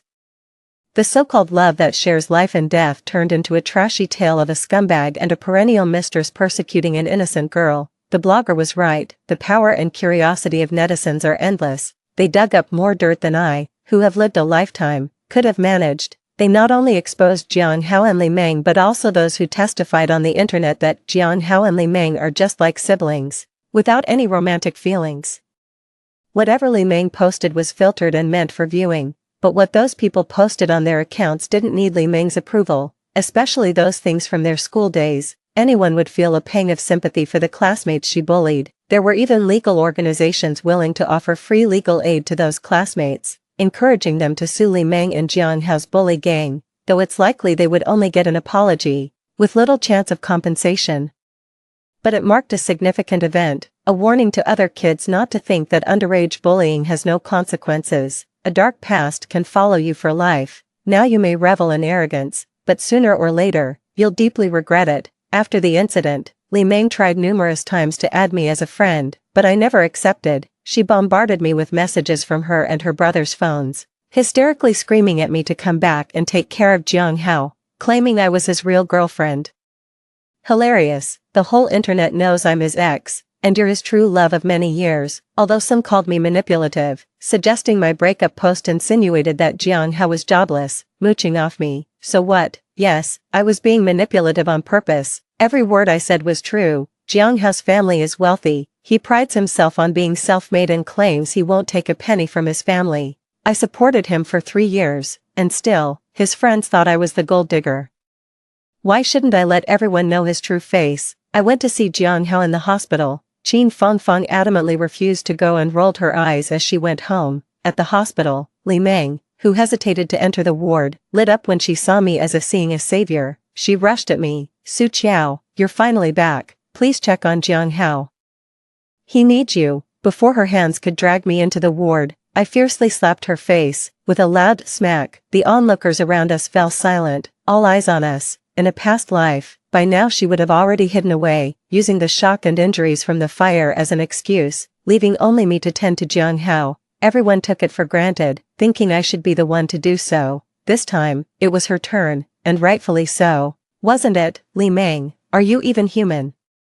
Jiang Hao was willing to die for you, and what are you doing now? Are you looking down on him? Who does he need more, me or you? Don't you know, his girlfriends come and go, but Li Meng remains constant. Was that just a joke? Before he went to see you, I tried to stop him. I even threatened to break up with him, but he chose you without hesitation, fearless even of death for your sake. Why aren't you by his side in the hospital? Are you planning to run away? Li Meng, one must have a conscience. A good man like Jiang Hao, who is so devoted to you, you won't find another like him in your lifetime. I admit defeat. I bless you both. I'm begging you. Please don't abandon him at this time. He needs you, Li Meng. He became like this because of you. If you despise him and leave him, wouldn't that be worse than death for him? You can't do this, Li Meng. When a man is at his lowest, the last person he wants to see is his ex-girlfriend. I won't go into the hospital room. Please take good care of him, Li Meng. You two are childhood sweethearts, meant to be together. Your love will surely last forever. I sincerely wish you both well. As I turned to leave, Li Meng lunged at me desperately, grabbing my hair and tearing at my clothes, looking even more ferocious than when she bullied her classmates in those videos. However, before she could scratch my shoulder badly, she was pulled away. What are you doing? This is a hospital. Stop it or I'll call the police. No. It shouldn't be like this, Su Qiao. It should be you. You should be with him. You go. You are his girlfriend, not me. Only then did I notice something was different. The burn scars on Li Meng's left arm were gone. She had emerged from the fire unscathed, without a single injury. Her eyes showed more defiance than fear, ignoring the current public opinion and the fact that Jiang Hao and I had broken up, stubbornly believing that I should be the one by his side. Suddenly, it occurred to me. Could it be that she too had been reborn? How wonderful. That's fantastic. Heaven has eyes. I knew we would meet again in hell. Watching Li Meng being held back, I raised my hand and made a motion as if lighting a lighter, which others might think was just me using sign language to thank her, but only Li Meng understood what I meant. She looked at me in horror, her mouth slightly open, her face pale, her body trembling. Yes, that fire brought us all back. I was reborn too. So why should I be manipulated by you again? It's really nice to see you again, reborn Li Meng. I asked the doctor and found out that this time Jiang Hao's facial burns reached 70%. His left ear was completely destroyed by the fire, and his left eye was nearly blind, needing eye drops dozens of times a day. His back was severely burned too, requiring skin grafts. This looked much worse than before. How could this be? If Li Meng was also reborn, ensuring she was unharmed, how could she let Jiang Hao end up so severely burned? She must think that no matter what happens to Jiang Hao, I would eventually take over, and it wouldn't concern her. So, you're completely disregarding Jianghao's welfare now. Great. Enjoy the surprise you prepared for yourself. Online, a video and photos of Jianghao, covered in flames and carrying Li Meng wrapped in a blanket as they rushed out of the building, are wildly circulating. Some bloggers have even created a comic version. Both beautiful and tragic, and despite subsequent twists in the situation, they couldn't bear to delete them. But in my previous life, I never saw any of these, because in that life, Li Meng took preemptive action by telling the public that Jianghao was a helpful hero, that he had a lover, and asked everyone not to overly promote the photos and videos of Jiang saving her, to avoid upsetting his official girlfriend. She blurred the heroic deed Jianghao did for her, shifted all the focus onto me, and cleared herself of all responsibilities. Can you escape this time? I only visited the hospital once, and never went again, just like the previous life. Li Meng also went only once. She didn't slap me, but instead, she cried and begged me. She said, "I'm so sorry, it's all my fault. I shouldn't have called Jianghao. I shouldn't have asked him to rescue me. It's all my fault he got hurt. If he hadn't been disfigured, you wouldn't have left him, right, Su Qiao? I'm begging you. Jianghao is already pitiful. He really loves you. Please don't leave him now. Blame me. Is it okay if I die? As long as you can stay by Jianghao's side and make him happy, I'm willing to die." Her words seemed sincere, but she herself would rather perform a suicide in front of everyone than ever consider being with Jianghao. Her life-saving grace turned into an obligation for me. Fearing that Jianghao would cling to her and demand her responsibility, she published a lengthy essay online, condemning me as a heartless woman for abandoning a fire rescue hero. Although the fire was extinguished by firefighters, Jianghao had rushed in to carry her out before they arrived. While I was overwhelmed by an online backlash, Li Meng took the chance to distance herself from Jianghao. She still managed to portray herself as noble and great. "How? I know you truly love Su Qiao. She has misunderstood us now, and I can't appear between you two anymore. I can't affect your relationship. But you should know, we are lifelong good friends. For your happiness, I'm willing to step back. She is being misunderstood and insulted online. She really needs you. Please stay with her." I didn't expect netizens to get so agitated. Now only you can comfort her. After that, Li Meng disappeared for 2 years without showing her face to me until she appeared in the new house I shared with Jianghao. Li Meng really got sued, along with a few of her close friends. Jianghao, because of the fire incident, was spared by the common saying, "To err is human, to forgive divine," and was removed from the list of defendants. The verdict was as the lawyer predicted, a public apology with no substantial punishment, considering we were all minors at the time. But after such a scandal, the past of these school bullies became known to everyone in their current social and work circles, causing everyone to distance themselves, fearing association.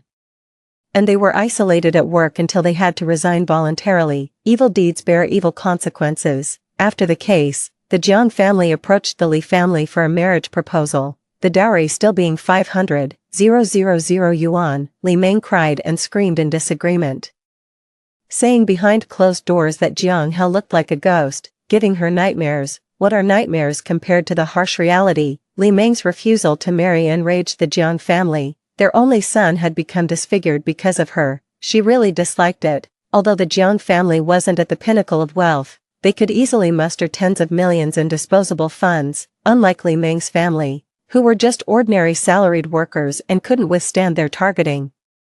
Within 2 months, Li Meng was practically packed up by her family and delivered to Jianghao. Their wedding came much quicker than my own in a previous life. Even before the results of the fire investigation were out, the buzz hadn't fully died down yet, and there were still many eyes on them. This time, it seemed the whole country was invited to the feast. Virtually speaking, to avoid marrying Jianghao, Li Meng actually approached a good friend from before, offered herself willingly, and even sent photos and videos of it to Jianghao. "How? I've always treated you like a brother. You know that. I don't have romantic feelings for you. I've always loved Lazy. Please, call off the wedding and let us be together. I belong to him now. We can still be good brothers, and I'll take care of you for the rest of my life. I can do anything for you, just not marry you." Really, Jianghao, really, if I hadn't been reborn, I might have actually believed you. Li Meng threw her phone away, screaming in terror. Jianghao's parents, upon seeing the photos and videos Li Meng sent their son, were so enraged they ended up in the hospital. Yet, Jianghao did not call off the wedding. after the wedding, amidst the ongoing heat of the fire investigation and court compensation verdict, Jiang Hao himself leaked the video Li Meng had sent him. While Li Meng was cornered, crying and holding her head under cyber attack, he stepped forward with a statement. "I believe what she said, it was all a misunderstanding. I trust our feelings for each other. They can't be destroyed by a mere fire. Meng Meng is a good person, please leave her alone, don't disturb our lives anymore." Jiang Hao successfully cleansed his image from those ugly faces in the school violence videos, and the trashy image of betraying countless ex-girlfriends for Li Meng. He became a romantic fool, an object of pity and sympathy. As much as he was pitied, Li Meng was vilified.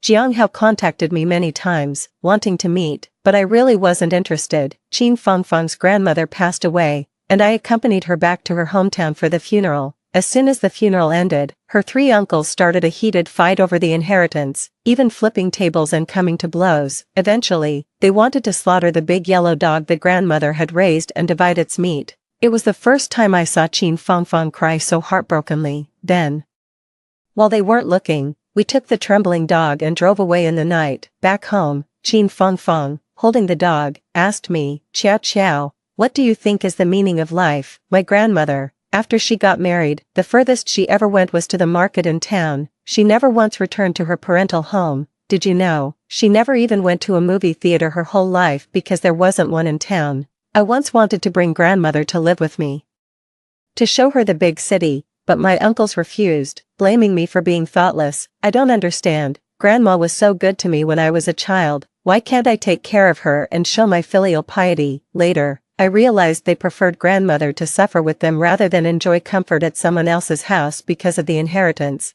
They feared grandmother would be swayed by my kindness and secretly give me things. They seem so nice usually, but why are their thoughts so filthy?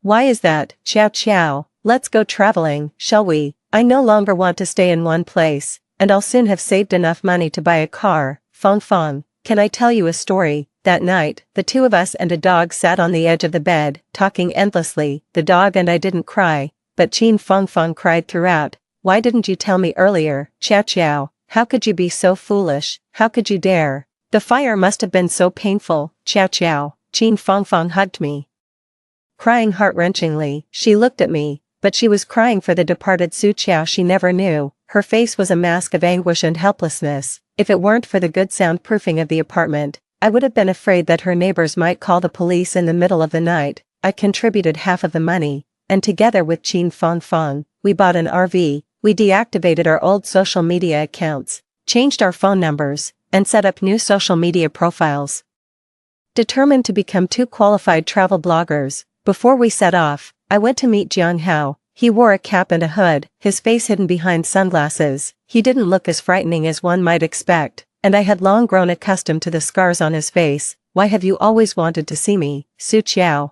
I'm sorry, it was my fault in the past." "Is that why you're here? Just to apologize?" "I want to tell you, I regret it. I know you tried to stop me back then, even threatening to break up with me to prevent me from getting hurt, but now you see, it was all my own doing." Li Meng was reborn before me. When I entered, she was already wetting the blanket. In her previous life, she injured her hand because the blanket wasn't wet enough. This time, she would rather delay and let the fire grow bigger, ensuring I got more severely injured while she made sure to wet the entire blanket and even drenched herself in the bathroom. Not caring whether I lived or died, I watched him calmly. As he described the scene, his body couldn't stop trembling, filled with regret and hatred so intense it seemed almost tangible enough to flip the roof. But inside, I felt nothing. "So, you were reborn too. That's really good news. But I must clarify one thing. I never intended to save you. The way I decisively broke up with you, leaving precise evidence and timing of our breakup, moving out overnight and traveling out of province. It was all to save myself, to sever ties with you. So, please don't flatter yourself. I always felt that a world where only the victims are reborn is cruel to the reborn. Why should only the victims experience it twice? If the past is unknown, how can one truly aim for a deep revenge? The perpetrators know nothing, feel victimized by revenge, thinking themselves innocent. It would be fairer if everyone were reborn. That would be